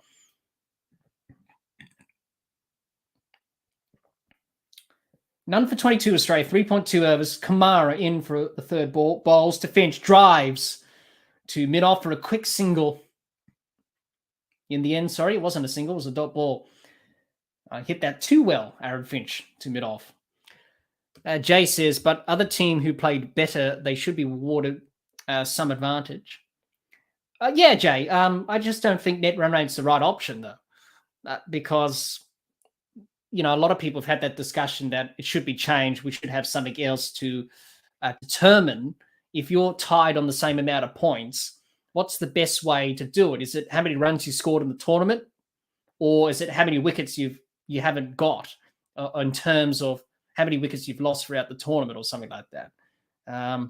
But anyway, they're using net run rate at the moment, but I just feel like another option could be viable maybe. Dot ball there from Kumara to Finch. Jay says, if England smashed Ireland with high run rate, other teams should be able to do that. Yeah, they should, obviously. Like Australia in the first game, they got -4, didn't they? When New Zealand made 200, and obviously New Zealand got +4, obviously. Kamara bowls to Finch. This one cuts Finch in half again, jagged off the seam. Kusal Mendes could not cut it off behind the stumps, and it races away to the boundary for 4 byes, actually. Did not get any bad at that at all, Aaron Finch. Australia off to a very promising start. None for 26. Aaron Finch is getting there a little bit. That one just beating him on the inside edge. And races away to the boundary. Kumara not happy with that delivery. And he is not happy, maybe with the fielding effort from Mendes. Could have done better. Wicketkeeper, very important in the game of cricket. Kumara, last ball the 4th, bowls to Finch, traps him in front of the stumps on his pads. The umpire says not out, walks away immediately. Kumara was excited, but no review. I think Maria Erasmus said it was height, maybe something like that. Are they thinking about the review? I think Shanaka said, no, we're not going upstairs. So that's the end of the over now. End of the over, none for 26 after 4. Australia going along steadily in the run chase. It's a good foundation they're laying here at the moment. Got to make sure it's sturdy with concrete and support beams if Australia are going to chase down these runs. Han says, do wickets affect net run rate, or is it just runs and over? It's just basically runs, Han. It's just basically runs. So Australia, in the first game against New Zealand scored 200. They got bowled out for 111. So it does affect the runs that you score with net run rate, obviously. Either it's going to be a positive or a negative. Unfortunately for Australia, they're on the wrong side of it, and it was a negative. So spins into the attack for the first time this evening. It's going to be Naresh Tikshana, 22 years old. He's ranked number 6 in the world. 29 wickets from 29 matches. That's not bad. Here we go. Tikshana to Warner. Bowls. And Warner. Is he out? Well, Sri Lanka is celebrating. I'm not sure David Warner's convinced if it carried or not, but it probably did. They're having a discussion. He hit it straight to the fielder at cover. He's walking off David Warner, but are the umpires going to have a check to see if it carried or not? I think they're happy with that. That's the end of Warner. He's gone for 11. Let's have a look. It was a full delivery from Tikshana. Warner went for it, picked out the fielder at cover. Yeah, David Warner knew straight away. Nods or moves his head back in disappointment as he has to walk back. Now we'll bring Mitchell Marsh to the crease. Australia lose the first. Tikshana strikes. You have to say it was a pretty poor shot from David Warner.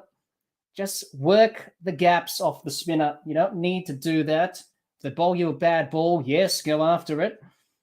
But that was just a bit of a loosener from Tikshana outside off stump, and he thought, well, just to get into my innings and get into my bowling. Unfortunately, he picks up a wicket. David Warner will probably say, you know what, I should have hit that over cover, or I should have just worked it into a gap. Han says, England and the West Indies are the only two big Northern Hemisphere teams, and they have friendly-ish time zones to each other. It should be England's local rivals. Well, you would if they are close together, and they should be playing more often. As Mitchell Marsh arrives at the crease, Australia need 158 runs to win. The 1 for 26. Warner departed. Mitchell Marsh on strike. He's home ground. He bowls. Tikshana. Marsh defends. Back down the pitch to Tikshana for no run. Jay says, wickets don't directly affect net run rate, but their effects can be make difference in run scoring. Yes, they can. They can, obviously, as Tikshana continues to Marsh bowls. Marsh pushes this back down the ground to long on for a single. He's off the mark. Aaron Finch is 4 off 15. Marsh is 1 off 2. Well, Tikshana, that one's just right on off stump, and it was a bit of a loosener, really, and he got a wicket. And Warner, probably not the shot to be playing there, picked out Shanaka at cover. Unfortunately, he's got to go. But Mitchell Marsh comes to the crease. Tikshana bowls, and Finch works this to mid-wicket for a single. Garaf says Finch is struggling. Well, at the moment, he's just struggling for the timing. At the moment, just trying to get some rhythm and some momentum and fluency in the batting. John says play a super over to see who goes to the top of the semis. Why not?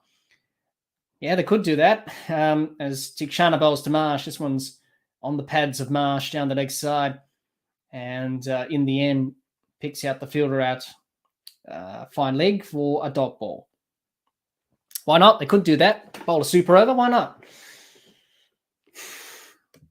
Han says Australia got so lucky that Sri Lanka are down a bowler. They need to take advantage of this. That's right, Han, obviously. And just do the basics right.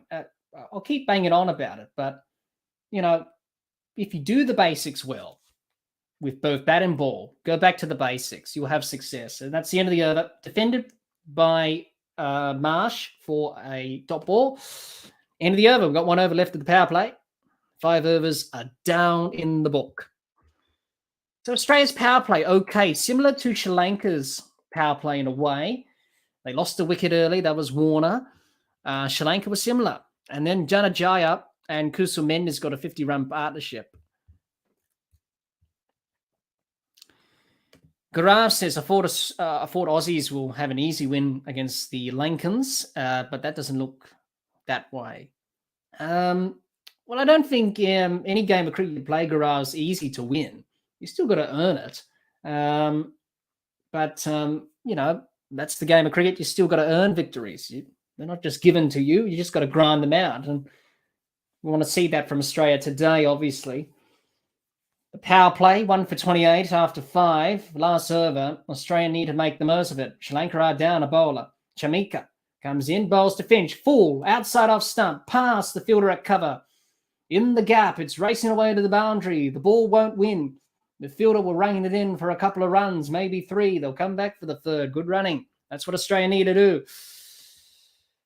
Run hard between the wickets and put Sri Lanka and their fielders and bowlers under pressure.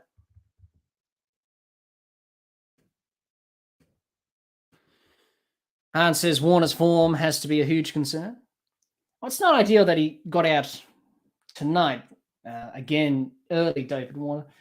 It sort of reminds me of what happened in the last tournament. He didn't really play well in that tournament at the start. And as we progressed throughout the tournament, he got better and better and became the player of the tournament, didn't he? So hopefully for Warner, he can, rediscover that touch. It could be the last T20 World Cup for David Warner. As Kurakna bowls to Marsh. This one's full, driven by Marsh, down to mid-on for no run. Australia will be looking to put the accelerator on and put some pressure onto the bowlers. Sri Lanka are a bowler down. Fernando bowled the first over, unfortunately could not complete it due to some sort of injury, either a hamstring or an ankle or a calf. I'm not sure what it was. As Chamika bowls, and this one's down the leg side, wraps Marsh on the pads, goes out to square leg for a leg bye. Jay says that Finch, at least Finch is in form, sir. Well, yeah, so Aaron Finch's T20 form's okay. It's just his ODI form that was a bit off. And that's why he was struggling in that format. Now he's retired. Jihan says we need some Cummins pies from the Sri Lankan bowlers.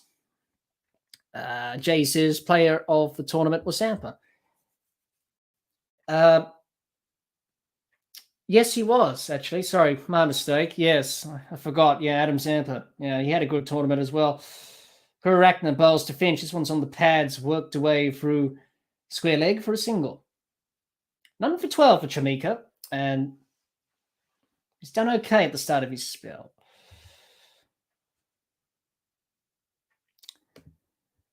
Hanselo, you say, do you think that Maxwell has another T20 World Cup in him after this one, or should it be a clean slate and a lot of new blood the day after this World Cup is over?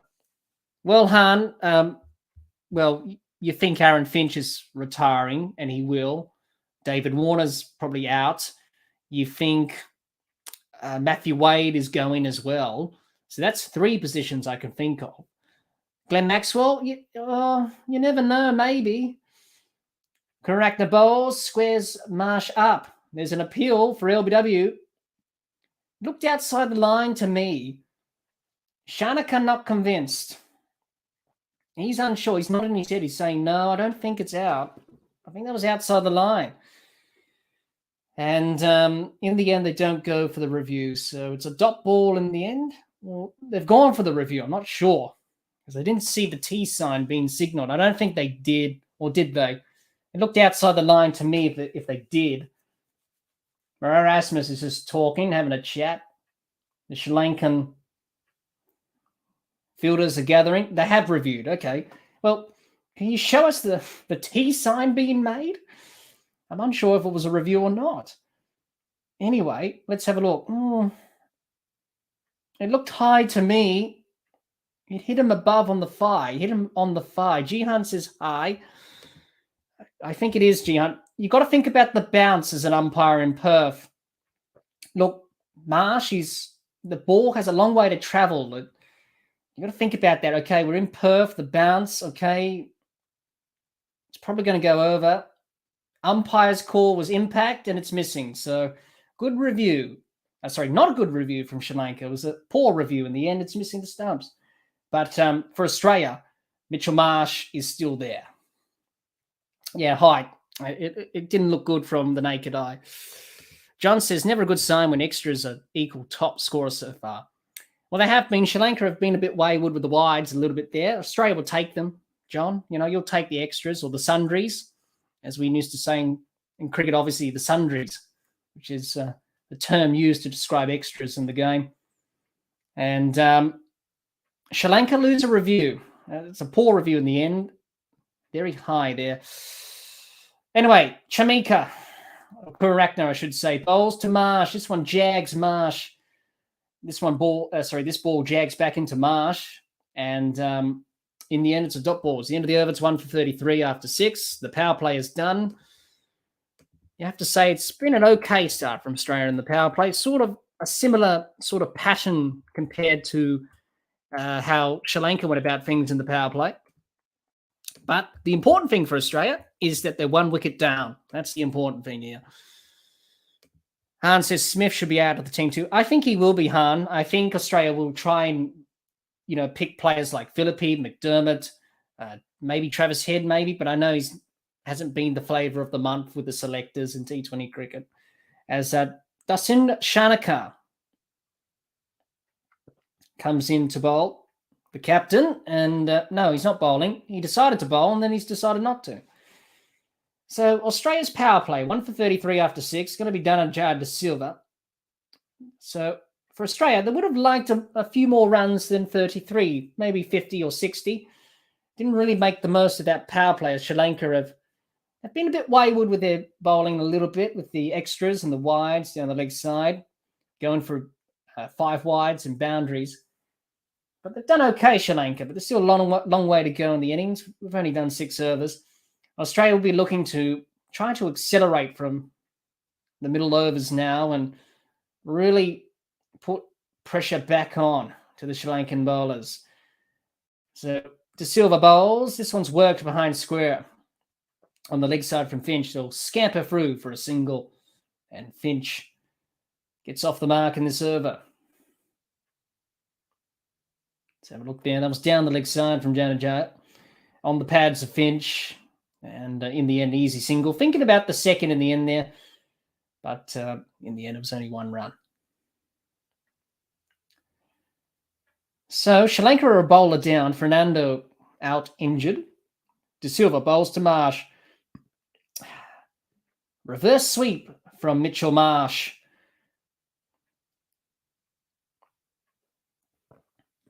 Sorry about this, everyone. I just lost my feed a little bit there for a minute. Screen went blank. There we go. We're back. We're back now. Oh, I believe that was a drop catch. I believe. In the end, they get 2 runs. I don't know what happened there. My feed went off for a minute there. Just went off completely. Before it went off, I saw Mitchell Marsh. Oh, he hit it straight up in the air. Sorry. And dropped in the deep. Oh, dear. Shanaka dropped the catch. And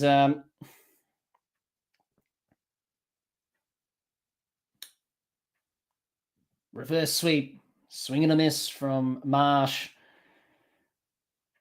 1 for 36 for Australia. Where was I? With the comments here. Dr. Jihan says they're bowling a better length than Australia bowlers did, getting seam movement. Yes, they are. The ball has been jagging a little bit. Janajai continues. Marsh, high in the air. And it will fall safe of the fielder. And they'll pick up a single. Try to work that. Try to hit that over mid-wicket on the leg side. Unfortunately for Marsh, didn't quite time it. Leading edge went to the offside instead. In the end, no damage done. They pick up a single. Mitchell Marsh, screw your head on. Look to rotate strike. Pick up singles. Smart batting here, not reckless batting. So Danajaya bowls. This one's down the leg side again on the pads. Finch works it for a square leg for a single to end the 7th. It's 1 for 38 after 7, Australia. They need to win tonight. Sorry, 1 for 38 after 7. Australia need to win tonight. Simple as that. The win tonight, and they still have a hope of qualifying for the semis. But the game against England will be probably their undoing, maybe.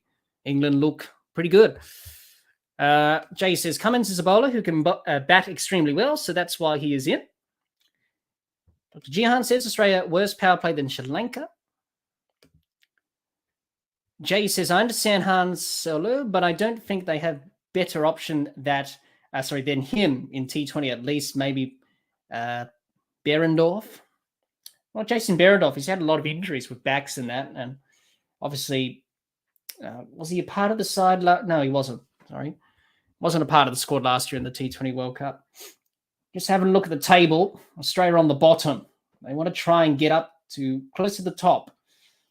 Their net run rate's a bit bad, negative 4.45. Ooh, ouch. Hope that's going to improve as the tournament progresses. Hasaranga into the attack, and he bowls to Finch. This one's outside off stump. Cuts away from Finch through point on the offside for a single off the mark. Aaron Finch not really timing the ball well tonight. 12 off 21. We've seen that from the batters on both sides. Haven't really timed the ball all night. Guraj says Butterfingers from Sri Lanka too. Yes, well, Hasaranga bowls short and pulled away down to the mid-wicket boundary for 4 runs. And Mitchell Marsh looking to put the foot down now. And that's what he's done there. That's the first boundary in a while. And Hasaranga, that came from more of the back of the hand there. Could be the leg spinner. And Marsh, that was in his area. Bit short. Pulled that. Front of square. Through mid-wicket for 4 runs. Hasaranga in again. Bowls to Marsh. Cuts this through the offside. Through the covers. For a single. That's good batting. Hit the boundary. Get the single. Already 6 runs off the over without taking a risk. And that's how you go about things in T20 cricket with the batting. Jihan says they haven't hit a boundary yet. Great T20 batting. Well, they just did, Jihan. And Hasaranga bowls to Finch. Finch down. Hits this down to long on for a single. Struggling with the timing, Finch. Hans says, in my opinion, it is better to wipe the slate clean after this World Cup, and put the new players in now to give them time before the next World Cup. At least then you can get an idea of who needs to be replaced in advance. And so Hasaranga bowls to Marsh, he pulls this through square leg for a couple of runs. So Australia's run rate is 6 and over. The required rate's nearly touching 10. It's 9.12. Australia need a couple of good overs here to just get that run rate down required and look to chase down these runs. Sri Lanka have done okay. Looks like Fernando's out on the field. He came off in the first over with an injury. Asaranga bowls. Down the ground from Mitchell Marsh. Is it all the way for 6? You better believe it. It's hit the sight screen on the full. That's what Australia needed to accelerate this innings. It's the end of the 8th. It's 1 for 53 after 8 overs. Mitchell Marsh starting to put the foot down here in Perth. Got a pretty good record here in the Big Bash, Mitchell Marsh, when playing for the Scorchers. Going back to your question there, Han, yes, that's often the case with teams after tournaments. You would often clean the slate and look for the future. And I think Australia would do that. Cameron Green will probably be a member of the side, and you've got Travis Head, Philippi, McDermott, Ellis. You've got other players who can come in and take over from the old guard. So I think Australia will do a lot of thinking, but the T20 World Cup's not until 2024 in the West Indies and the USA. So there's a couple of years to get the team right there. Dhanajaya continues. Finch over the top of deep mid-wicket for 6. That's cleared the rope into the crowd and signalled 6 runs by Richard Illingworth. And Aaron Finch is starting to accelerate now. Well, Dhanajaya De Silva not getting that delivery right. Finch, that was in his arc, and he decided, right, you know what, I'm going to swing here, hit it over the top for 6, over deep mid-wicket, cow corner, that area. 6 runs. Pressure on Dhanajaya De Silva now. Already, Aaron Finch, you would say, has won the contest. A point to him. He's hit a boundary. And that's the important thing as a bowler. When you're bowling to a batter, it's a contest. You want to try and win every ball. It's a contest. It's an event in itself. This one down the leg side from Dhanajaya. Good fielding from Tikshana at short third man. In the end, they'll scamper through for the single. Australia move on to 1 for 60. John, you say we have quite an aging team. Yes, we do. Didn't realise that Storness is 33 as well. Yeah, he is. He's 33, Marcus Storness. It's quite an aging team. So going back to what Han said, I think Australia will try and look to, go back and rebuild this team going forward. In the air and taken. Marsh is gone. He tried to hit over long off. He could not time it. That is the end of Marsh. Australia 2 for 60. Mitchell Marsh, you did not need to do that. What were you doing? You've already... Yeah. Not a good shot, really. Pick the gaps. Run hard between the wickets. Go back to the basics. You've already hit a 6 in this over. That was by Aaron Finch. You ran a single. That's 7 runs. Okay, look for a single or a 2. You don't need to go and play the big shot and hit it straight down Rajapaksa's throat at long off. I'm sorry, but a bit more smartness there, Mitchell Marsh. This is the problem, Australia. Pulling out my hair now as we speak. Get down to the basics. Not needed at that time, I don't think. Partnership was developing. All of a sudden, you threw it away. Mitchell Marsh, got to be better than that. Probably a rush of blood to your head. Han says, as it is, Australia have arrived at a home World Cup with old players and players out of form. Yep. Yes, Han, Australia's run rate in the power play is 5.5. Yes. Glenn Maxwell arrives at the crease. Dr. Jihan says this is just ridiculous, allowing the required run rate to get up to 9. Dhanajaya bowls to Maxwell on the pads down the leg side for a single. And he's off the mark. Glenn Maxwell, what can he do this evening? He needs to score some runs. Australia need to win. Glenn Maxwell, 34 years old. This is his, I believe he's played over nearly 70 or 80 T20 matches in his career.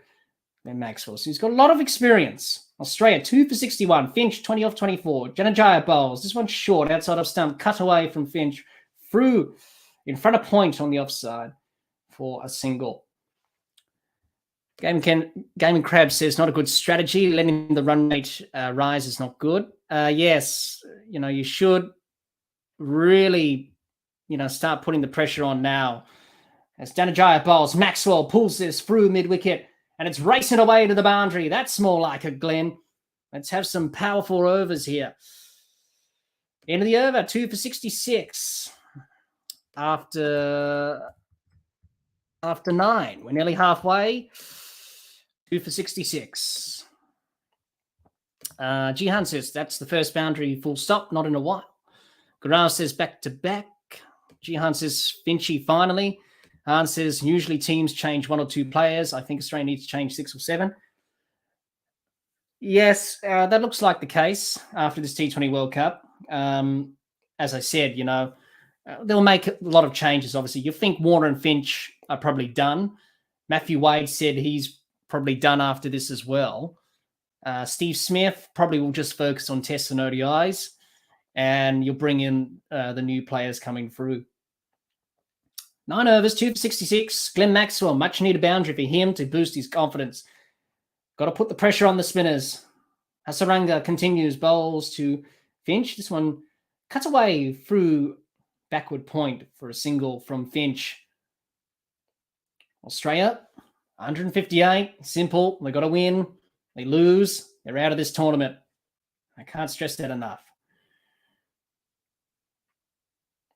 Dr. Jihan says, should have nailed them for 130. They'll be halfway there.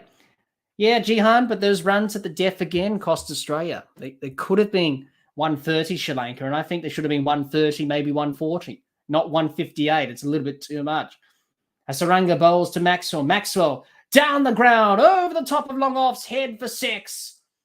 Australia starting to put the accelerator on now in the last couple of overs.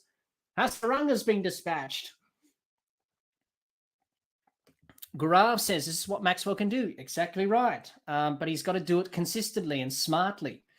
I can't stress that enough. He's a very powerful player, Glenn Maxwell. He's a match winner. What a shot from Glenn Maxwell. 6 runs, already 7 off the over. Hasaranga bowls. Maxwell works his through mid-wicket for a single. He moves on to 12 off 4. Australia getting a move on. Gaming Crab says that's Maxwell. John says this is reminding me of the 87 ODI World Cup where Australia won unexpectedly in India and Pakistan, then couldn't reach the playoffs in 92, hosted at home. Yes, that exactly right there. As Hasaranga bowls to Finch. Finch pulls this down through the mid-wicket region. Single. Good over from Australia. 7, 8, 9 off it. 3 singles and a 6. That's more like it from the Australians. Hit the boundary in the over and maximise the singles and the 2s and the 3s. Put the Sri Lankan spinners under pressure. And they've done that in this over to Hasaranga. Hasaranga bowls and reverse sweep from Maxwell. Beats short third man for 4 runs. Glenn Maxwell. He's 16 off 5. He's off to a flyer. And Gaurav says, Maxi power. That's for sure. He plays that shot so well, Glenn Maxwell. Short third man. Could have done better for Sri Lanka. Misfield. And Australia starting to get the engine going in the car. It was running on idle for a few overs, but now it's just starting to kick overdrive. Hasaranga bowls. Down the ground from Maxwell. Is it enough? Over the top for 6. And it is 6 runs to end the over. Drinks break. 10 overs. Australia. 2 for 85 after 10. That's more like it from the Australians, trying to accelerate, put the pressure on the Sri Lankan spinners. And that's what they've done. It's drinks here in Perth. Maxwell off to a flyer. Going back to John's previous question, before all that excitement with Glenn Maxwell hitting some 6s, which is very good to see. The thing is that most teams in a T20 World Cup, it's very hard to win back-to-back titles. A lot of teams, you have a look at all the winners in T20 World Cups. No one's won back-to-back titles.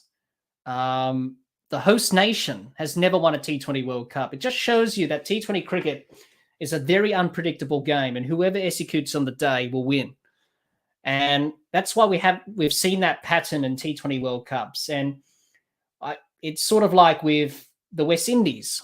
They won in 2016. They couldn't back it up in 2021, obviously. So with Australia, it's probably the same for them at the moment. And probably the pattern is probably continuing in the T20 World Cups, which I think is okay. I think you would like to see a different winner every time. You don't want to see the same winners every time. But in T20 cricket, it's just that unpredictability, the unnature of it. And that's why we see teams struggle a little bit in terms of winning back-to-back tournaments. But, T20 World Cups, they can always, do something.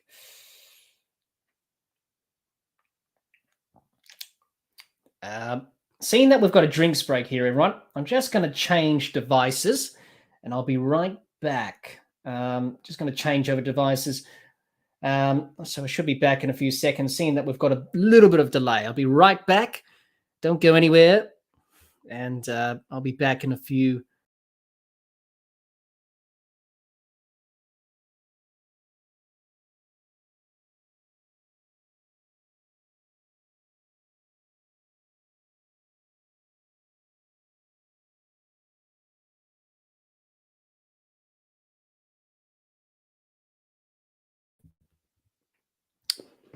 I'm back, everyone. I'm back after just changing devices and raring to go for the last 10 overs of this innings.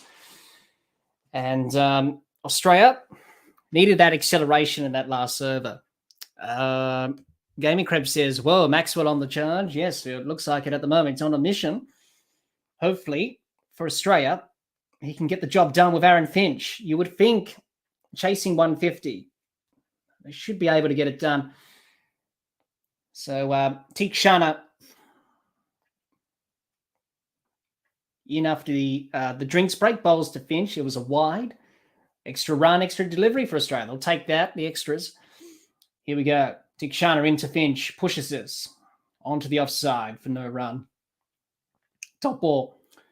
Australia will be looking to accelerate after the drinks break. Hahn says, this isn't a 4 to 5 year gap like 87 to 92, though. This is just 1 year later. They shouldn't be such a drop off in that space of time.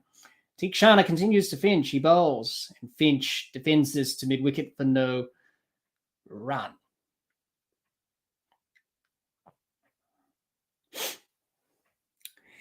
Now, the Sri Lankan bowlers have got some towels out, so it could be a bit of dew at the ground. As Tikshana bowls to Finch, he drives straight back down the pitch to Tikshana, who does well with the fielding. Dot ball. 2 balls left of the 11th. Australia, 2 for 86, need 158 runs to win. Glenn Maxwell's 22 off 6, and he's just gotten the Australian innings back on track. A bit of a recharge of the batteries. Australia were going along steadily. But all of a sudden, can they hit the turbos? Here we go. Tikshana bowls, and Finch works this to mid-wicket for no run again. Another dot ball.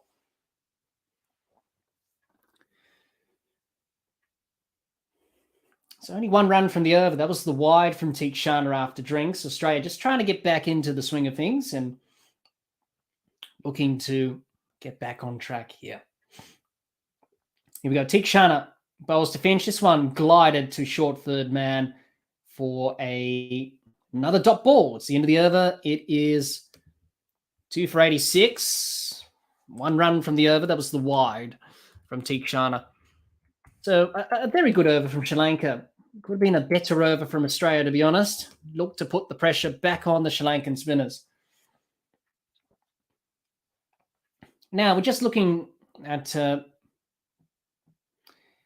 memories in the T20 World Cup of the years. Michael Hussey's innings against Pakistan, when he got 60 runs off 24 balls in 2010 to win that game for Australia. I think Australia need a Michael Hussey type player now. And what an innings that was back in 2010 in the West Indies during that T20 World Cup. Kamara back into the attack. None for 9 from his 2 overs, I should say. Glenn Maxwell, 22 of 6. Gaurav says, what an over. Yes, it was an okay over. Pretty good. Just only 1 run. That was the wide. Glenn Maxwell. Australia, 2 for 86. It's been a little bit better with the batting tonight. They haven't lost too many wickets. Just starting to put their foot down now. Kamara bowls. This one catches Maxwell by surprise, and it hits Glenn Maxwell on the arm, on the glove, and there's no run.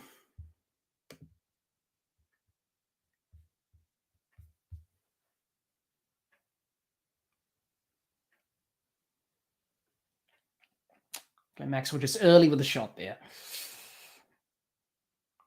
Just caught him by surprise. Hit him on the glove in the end.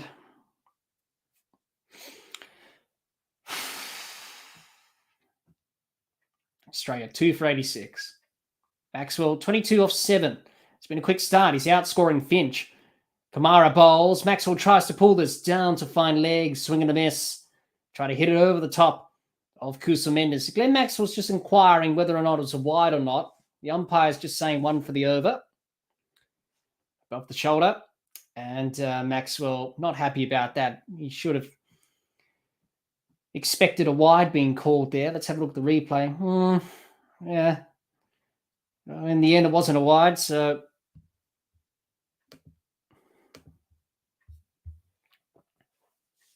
dot ball. Here we go. Australia, 2 for 86.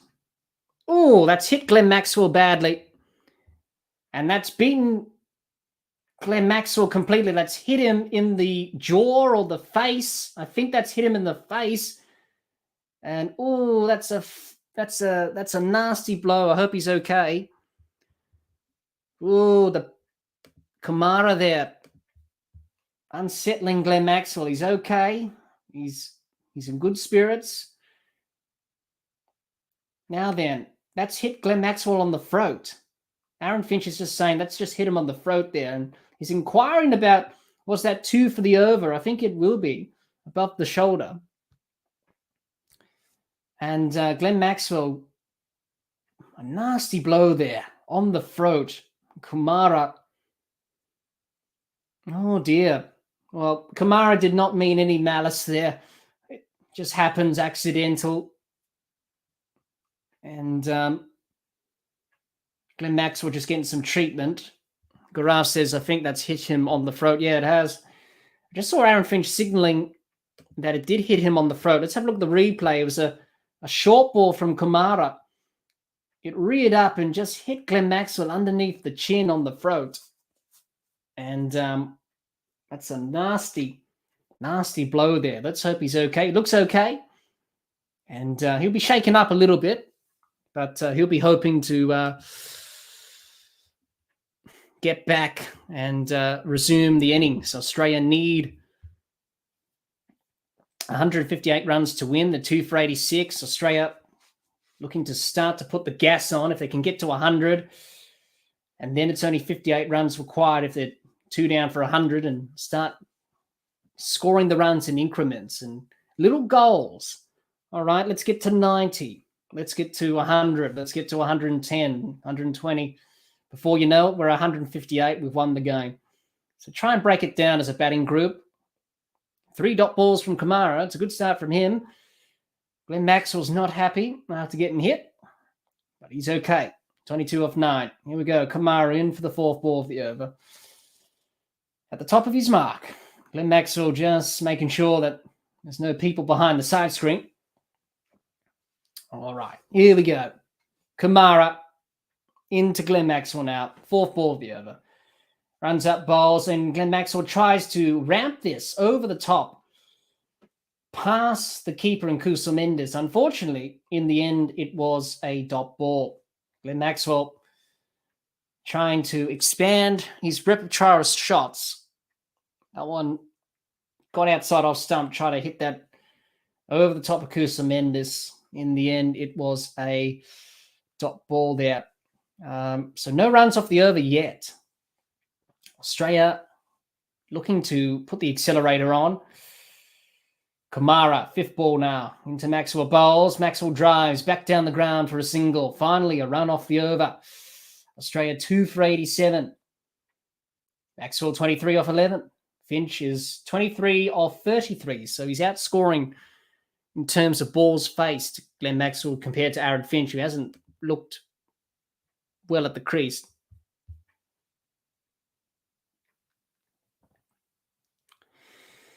So 71 of 49 balls, Australia. Need a boundary here. Get that down, get it into the manageable run rate if you can. Worked off the hip from Finch. Through square leg for a single. The end of the over. It's 2 for 88 after 12. Only 2 runs from the over.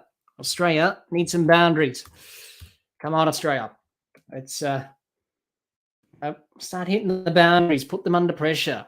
Make the bowlers do something they don't want to do. It's a leg bye at the end of the over there. Garau says another good over for Sri Lanka. Yes. But Australia needs some runs. Lost 2 wickets. Finch is still out there with Maxwell on 23 not out apiece. Marsh 18 off 17. Warner 11 off 30. The 2 batters dismissed. 13 extras. 12 overs done. 2 for 88. Australia need 158 to keep their T20 World Cup hopes alive. If they lose today, well, you can kiss goodbye winning back-to-back T20 World Cups. If they win, the game against England will be exciting at the MCG on Friday. It's going to be Kururatne back into the attack now. None for 12 from his 2. Runs up now. He bowls to Finch. This one's short. Pulled away from Finch. High in the air. Who's underneath it in the deep? Dropped. Butterfingers. Oh, dear, Sri Lanka. He juggled it, Fernando, and he's put it down. He had it, juggled it, dropped it, and he's dropped the catch. Well, hit top edge from Aaron Finch in the end, tried to pull it, and in the end, he had it too, Fernando, and he just juggled it. And he couldn't get it back on the rebound. He had, let's see how many goes he had at this. 1, 2, 3, 4, 5. And it goes down. And Sri Lanka, they can't afford that. There's 2 dangerous batters at the crease, and Finch and Maxwell, they know what they're capable of. And he puts the catch down. Maxwell on strike to Kururatne. They got a single in the end. Maxwell pulls this over the rope for... Oh, what a catch. What a catch that is. Oh, what a catch. Sri Lanka up and about now. What a catch. He nearly touched the rope. What a catch. Maxwell's gone for 23. Australia 3 for 89. They need 158 runs, the defending champions.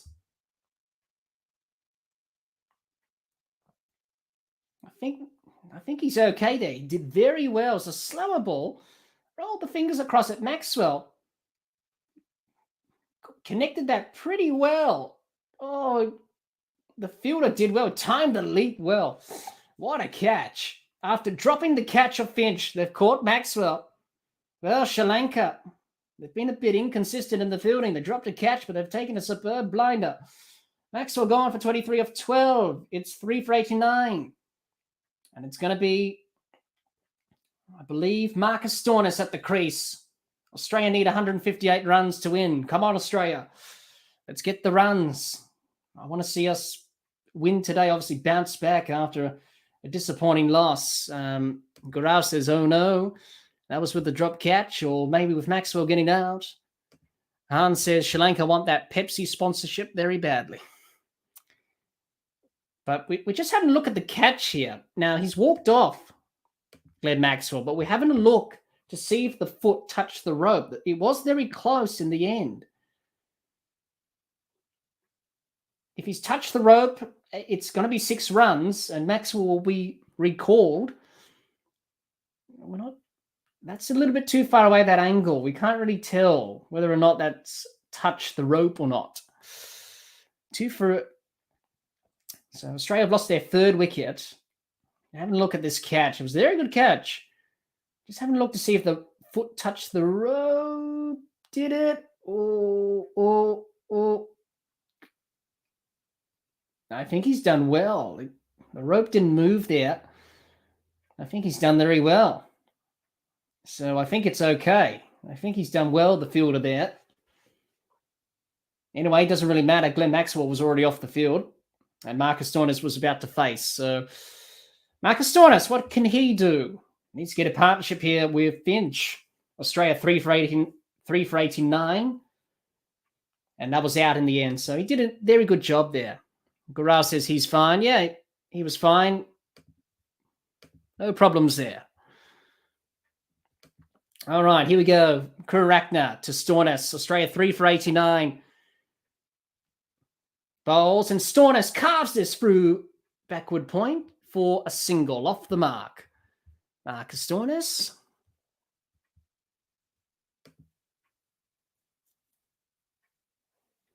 Australia move on to 3 for 90.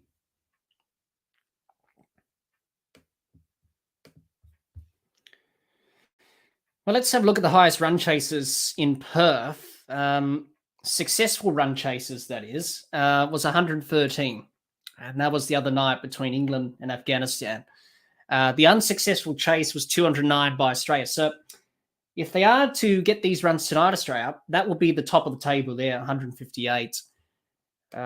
Finch is still there, 24 of 35. Correct the bowls. Finch pulls this through square leg for a single.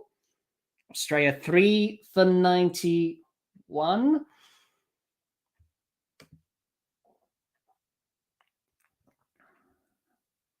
Hans says Finch's strike rate is dreadful. Well, it's 25 or 36. He hasn't really timed anything at all. Either retire out Aaron Finch or put the pressure onto the bowlers. Marcus Stoinis has got to do his bit in the partnership. 3 for 91 Australia. 12.4 overs have been bowled. John says Ballerina kept his toes on to get that man some dancing shoes. Karakter bowls. This one onto the pads of Stoinis. Works it through square leg for a couple of runs. They'll come back for 2. Good running from these pair. From these 2. And a couple of runs in the end for Stoinis, who goes on to 3.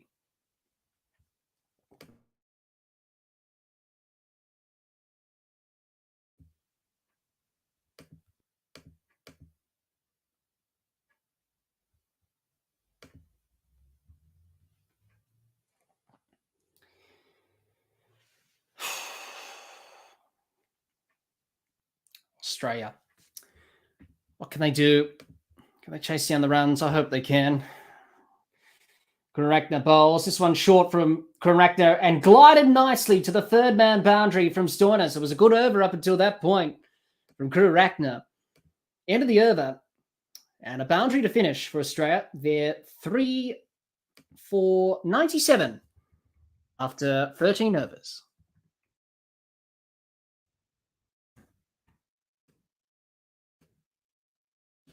Hans says, this match is a lot closer than I thought it would be. I was certain that Australia would win at a canter beforehand. Yeah, I think everyone predicted that, really, Han. But, you know, cricket, especially international cricket, you got to earn your victories. It's 61 of 42. If Australia have a couple of good overs here, have a good over here, get that into the 50s and then into the 40s. Get it back to a runner ball if they can. Have a couple of good overs here. You know, the pitch is still good. It's just Sri Lanka have bowled very well. At times, their fielding has not helped them. Whereas other times it has helped them with a brilliant catch before on the boundary, get rid of Glenn Maxwell. But Aaron Finch, he's determined to bat through the innings. That's why he's batting this way. The anchor that Australia need. You need a set batter in there. Marcus Stoinis, he'll be looking to tee off at the other end. 61 of 42. Gaurav says not an over needed. Thank you for that, Gaurav. Bowls. And dot ball there from Aaron Finch. In the end, no run scored. Hans says, on this kind of form, England will send the Aussie net run rate into the -8s. Well, I don't think it'll get that high, Han, but at the moment, it's not really good. As Dustin Shanaka, the captain, in for his first serve of the evening. Bowls again to Finch. Finch over the top, down to third man. Did not time that at all. He hasn't been timing it well tonight, Aaron Finch. He gets away with a single. Didn't carry the third man. And he'll pick up a single. Australia 3 for 98. Come on, Australia. Let's get the job done.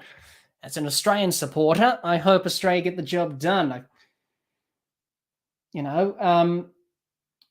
Anyway, for me, if Australia tend to go out in this tournament, look, I'm not really too flustered, really. I think most people couldn't care less, to be honest, given that it's T20 cricket and that, and we've already won the tournament last year.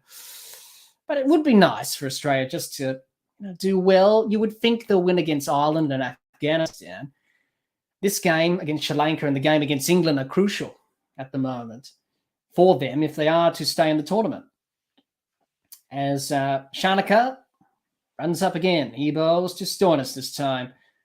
Stoinis inside edge, goes to mid-wicket for no run. Hart says England's batting is a lot stronger than New Zealand's, in my opinion. Yes, they are batting well, England. They play Ireland tomorrow at the MCG. Or should I say today, actually. It's ticked over 12 o'clock for me in the next day. So watching this game from Perth, it's yesterday. So it's Tuesday over there in Perth still. Come on, Australia. Let's get these runs. Let's get back on course, get back on track in this tournament.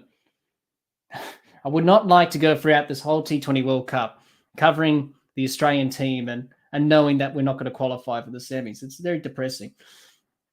Shanaka bowls down the leg side from Stoinis, pulled away down to the fine leg boundary for 4. That's more like it. 100 up for Australia now. 3 for 102. They've got wickets in hand. Marcus Stoinis is 11 off 5, and Australia are starting to get motoring once again.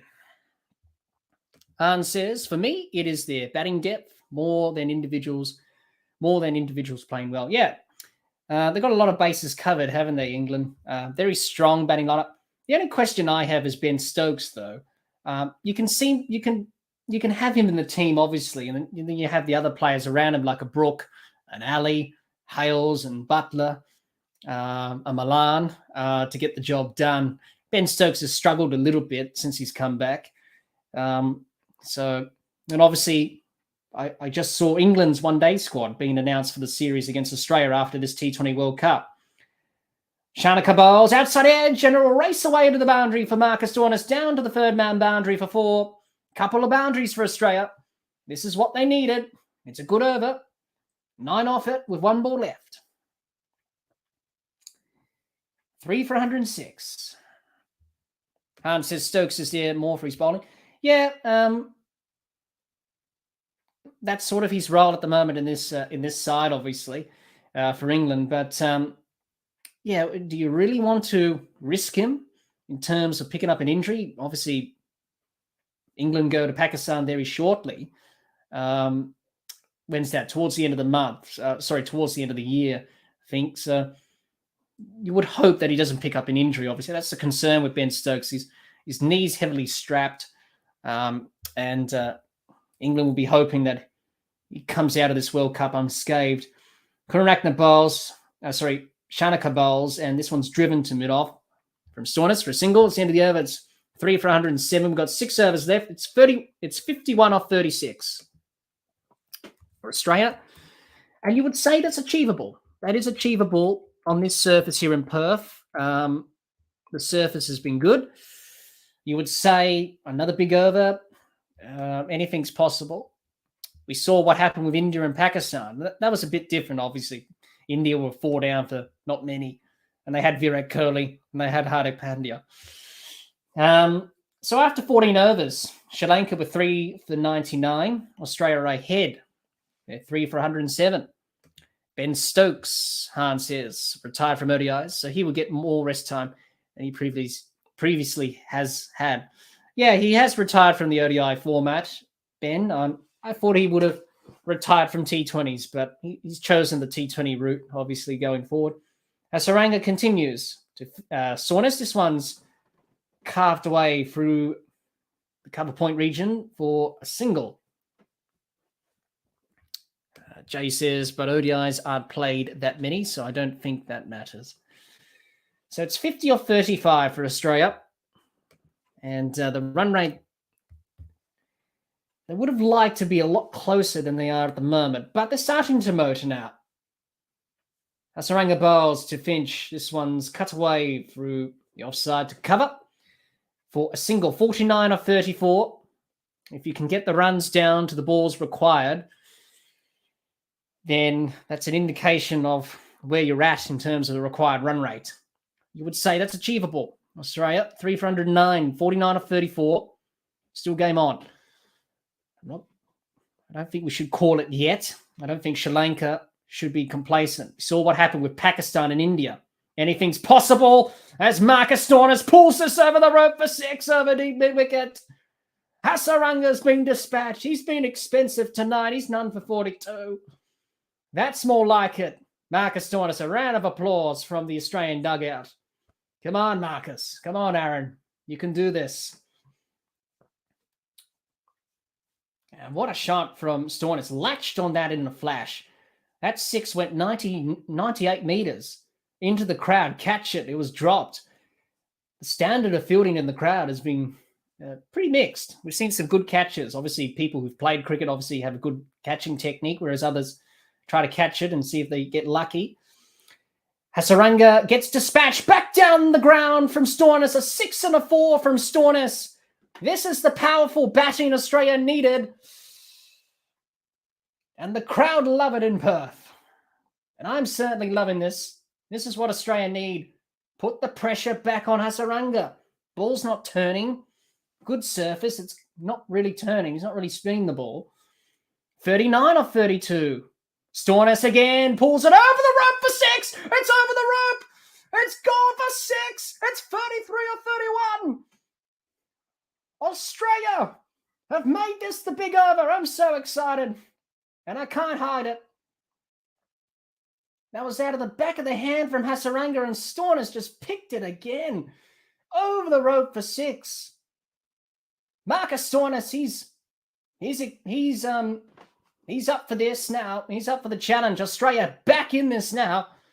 For a moment there, it got a little bit difficult, but they're back in this over. Hasaranga's been expensive tonight. Ho ho! Wow, this is what I want to see from Australia. Aggression. Put the pressure back on the bowlers. Stoinis. This one goes through the offside, short and wide, outside offside from Hasaranga. That's the end of his third over. Australia 3 for 126.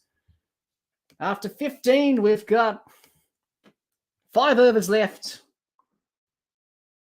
And Marcus Stoinis, what an over there. Always good to see some sixes and gets you a bit excited, and always like the sixes being hit from certain batters. Marcus Stoinis is a powerful hitter. He just isn't consistent. But what an over. That's the over Australia needed to get back into this match now. Sorry about that, everyone. If you're wearing headphones, I may have deafened you a little bit there. But that's just the excitement there. This is what cricket's all about, being excited and supporting your team and having fun. That's why we play and do these things and that. Han says, just thinking about that lineup, though, Butler, Hales, Milan, Livingston, and Moeen Ali. That is scary to have to. That is scary to have to get all of them out to have a chance of beating them. Yeah, it's pretty a good batting lineup that they have. And to think about it, they've turned it around since Butler's been captain. It hasn't been a smooth ride for him, but they've started to turn things around now. Tikshana back into the attack to Stoinis. And he tried to play a reverse sweep, try to work it down to third man Stoinis in the end. It wasn't successful. It was a dot ball. Agraf says, that's just power. Yeah, it is. Strong power. And he's got some pretty strong muscles, Marcus Stoinis. He's called the Hulk in the team. That's his nickname. 32 of 29. Australia back in now. Stoinis goes down the ground. Over the top of long on's head for 6. Australia have got this game now. It's 26 of 28. Marcus Stoinis is putting on a powerful clinic of striking a cricket ball. The crowd love that. Hit with authority. in the slot. It was a step hit over the top of Long On's head. He could not reach that. Marcus Stoinis is winning this game for Australia now. Aaron Finch has been there to support him. It's been the Marcus Stoinis innings now. 26 of 28.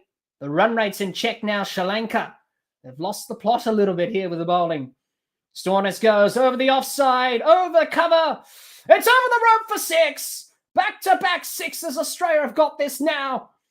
Australia, they're back. And they're back in this match. It's 20 off 27. 6 runs over cover from Stoinis. Tikshana expensive. That was short. Hit in front of square. And over the rope for another maximum.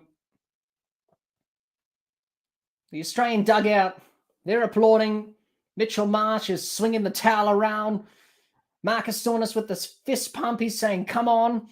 We've got this game. Tikshana, he's been expensive. 12 off the over and a dot. 4th ball into Stoinis. Down the ground from Stoinis again. Didn't quite time it. He'll pick up a single to Long On. Australia have got this game in the bag now.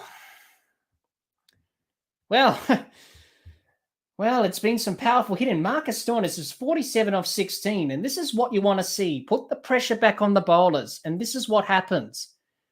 They start to go to plan B, plan C, plan D, and Sri Lanka are trying every plan in the book. It's not working to Marcus Stoinis. They've got the line, they've got the length onto him.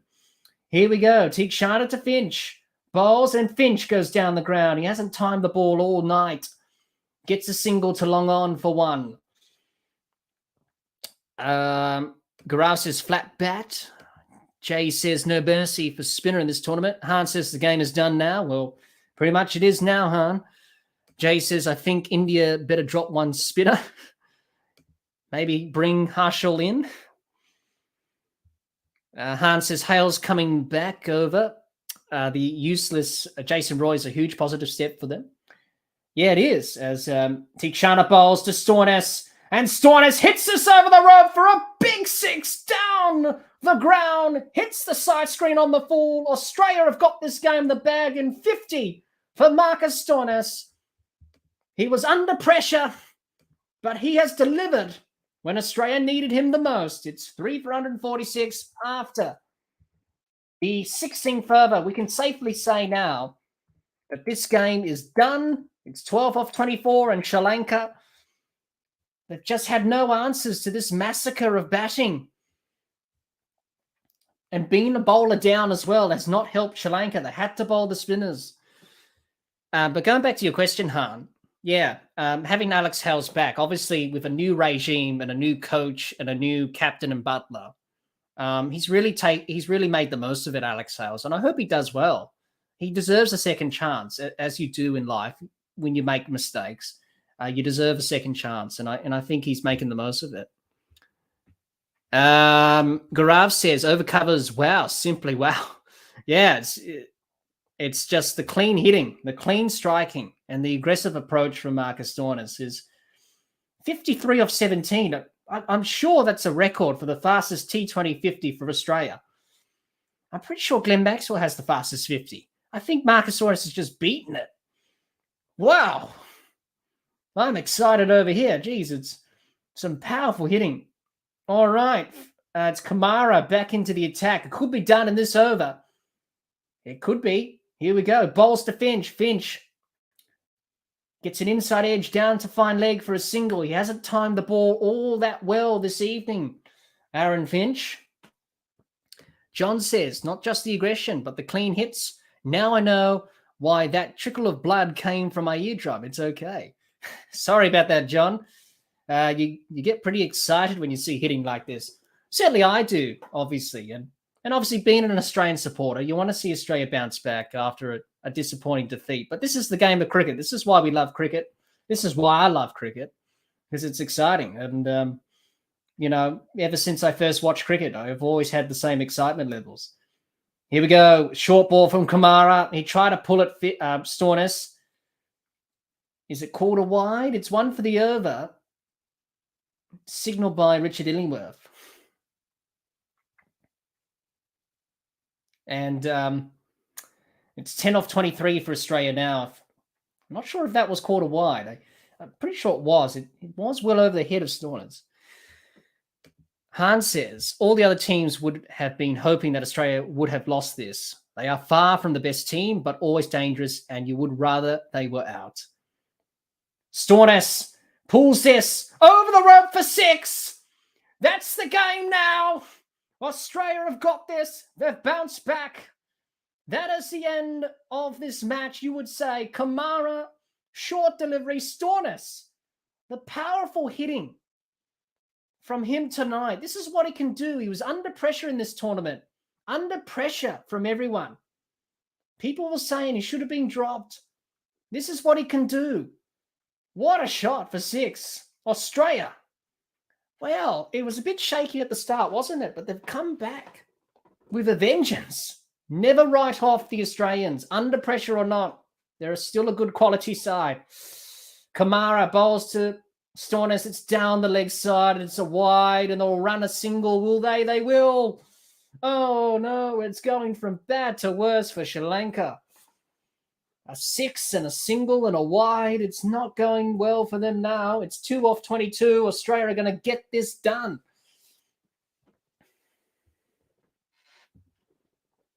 Oh, I'm not going to have my voice tomorrow morning, or should I say this morning?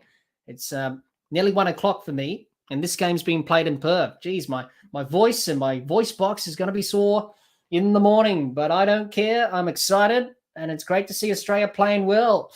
Here we go. Kamara to Finch. It's down the ground. Is it enough? Is he out? No, it's over the top of Longoff's head. They're coming back for 2. That's the game. Australia win by a very reasonable margin in the end. They win by 7 wickets. The game is done. Australia are back, and they're not done yet. England, beware on Friday. That should be an exciting game. Wowee. Oh, Australia win by 7 wickets. What a game we've seen here in Perth. And I got to say, Australia, never write them off. I always had the faith. You've got to be optimistic. And as an Australian supporter, after the last game, I thought, you know what, this is going to be tough. But if they can channel what they did last year, my word, they could do it again. This team loves being under pressure. Marcus Stoinis, wowee. Oh, what a shot. And what an innings. Now, we'll get to so many of your questions. I just haven't had time. The match has been happening so fast. But we're going to stick around for the presentation. And Marcus Stoinis is player of the match, I should say. And rightly so. Aaron Finch did his role, even though he wasn't timing. But timing the ball all evening. He still got the job done. He was there. He was in when Australia needed it. Han, you say Marsh swinging the towel, Maxwell waving his hands, smudged. Oh, do we have to really go back to that, Han? And smudge tampering with the ball. So Han says, Lucien Fernando has screwed Sri Lanka here. Yeah, definitely a bowler down really cost him in the end. Han says, Stoinis has 5 sixes, 17 balls. That's impressive. Yeah, it is. You know, that's what he can do. He has that power ability, Stoinis, but he's just not consistent enough. And you want to see this from him every game because he's a match winner. And unfortunately, it just hasn't been consistent. That's all.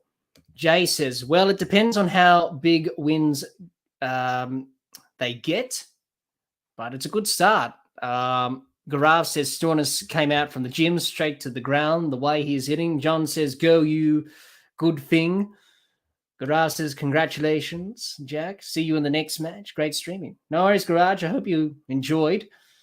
Been here for almost 3 hours. It's nearly 1 o'clock in the morning here.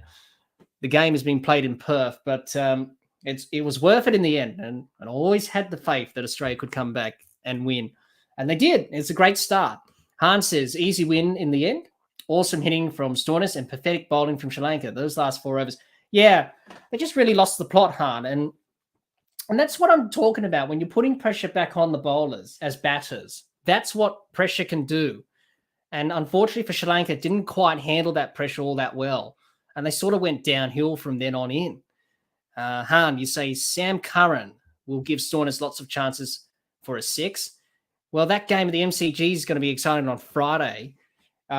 We didn't even get through the second half of trivia questions. Seeing that the stream's done, we might as well have some trivia questions here before we see the presentation and talk about this match and debrief and try to catch my breath.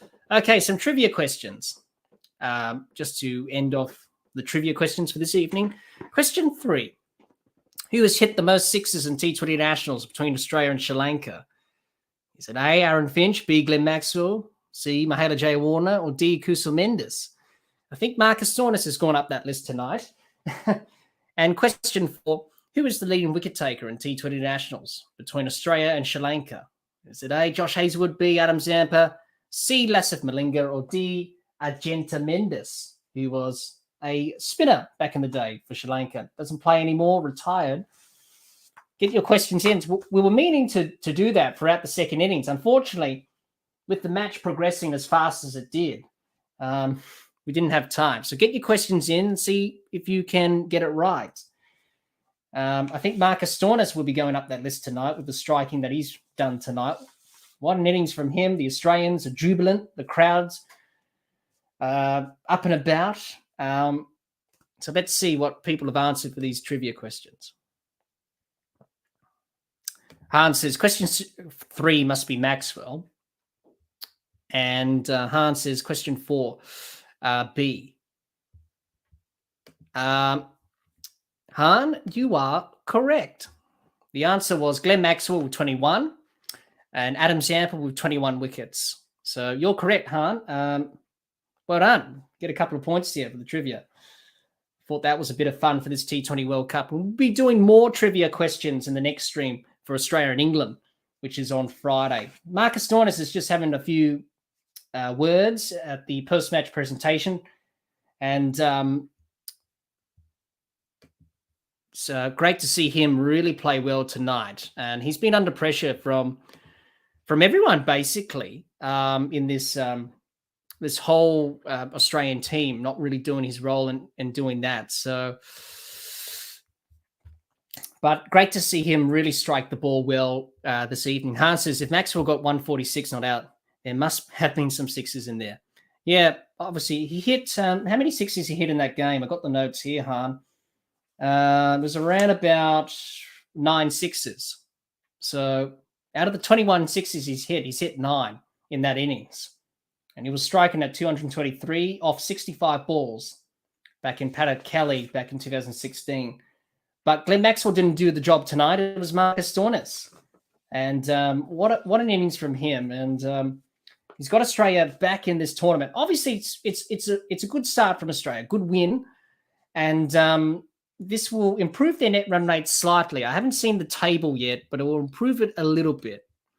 So let's just summarize what's just happened as I try and get my voice back after I'm pretty sure I woke up the whole neighborhood with my screaming and enthusiastic commentary there. If you were wearing headphones, I do apologize if you were slightly deafened by that. But no, very excited just to see Australia bounce back. Let's talk about this match. Sri Lanka made 157. In the end, not enough.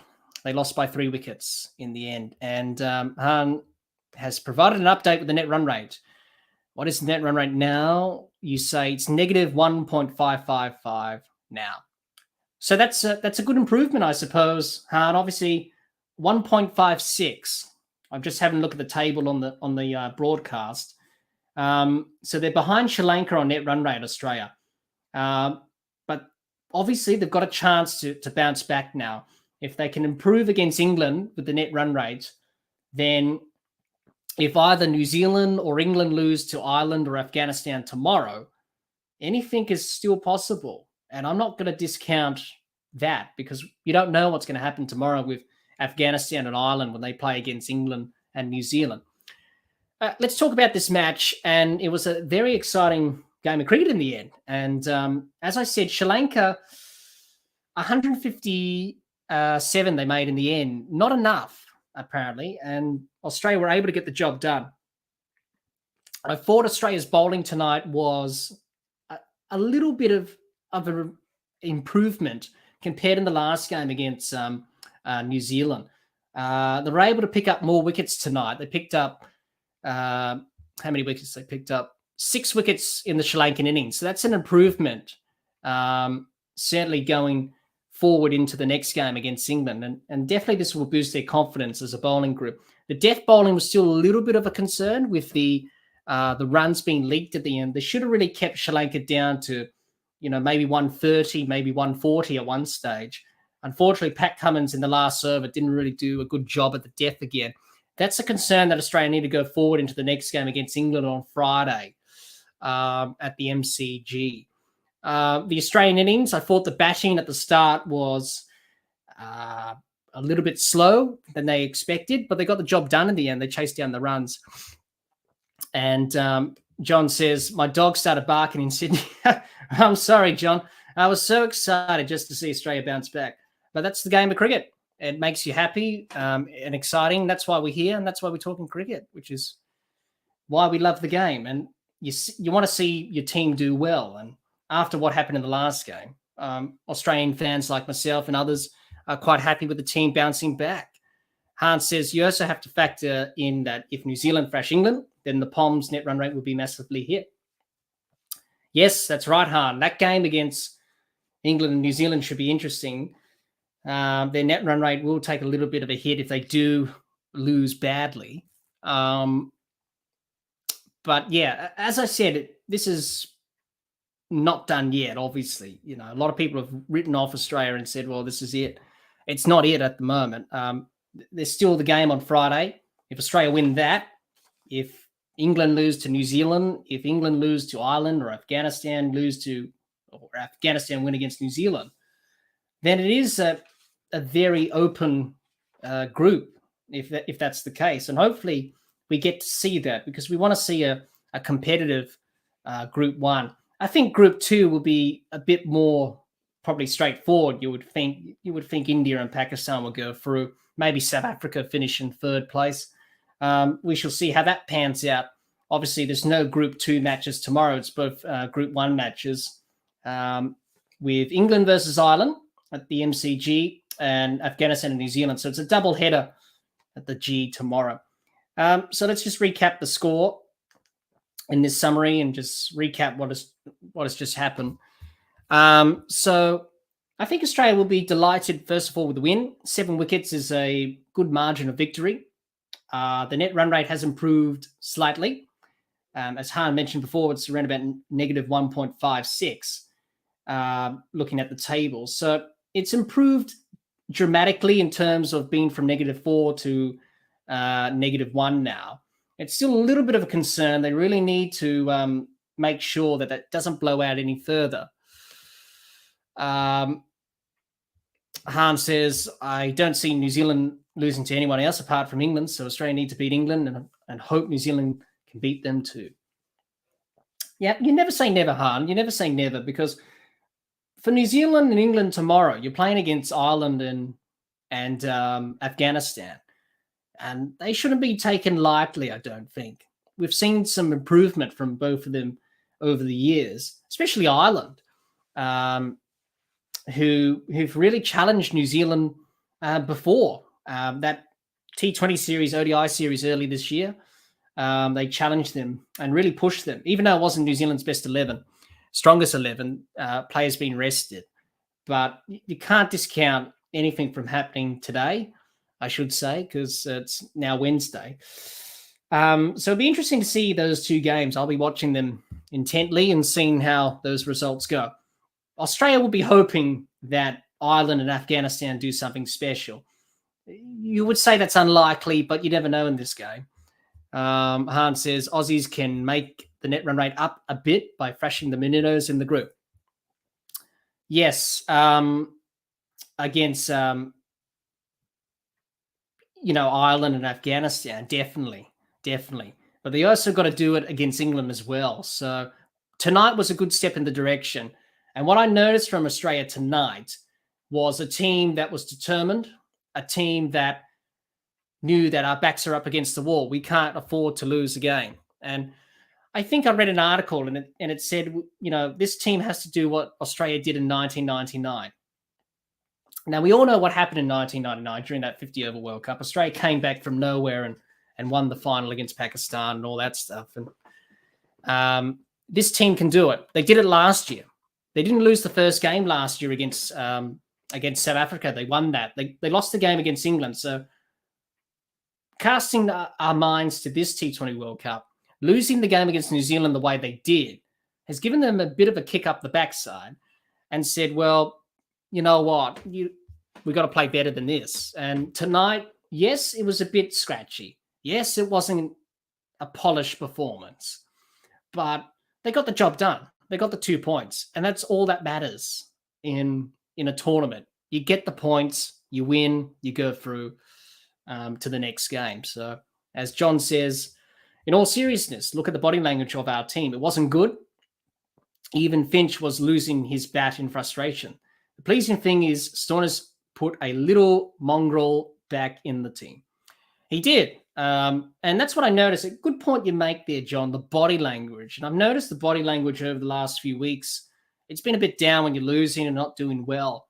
So hopefully with this win tonight, the body language, when they celebrated, when Stoinis went berserk, it got the team back going again. And hopefully Australia play better when they have that a bit of aggro, a bit of aggression in them.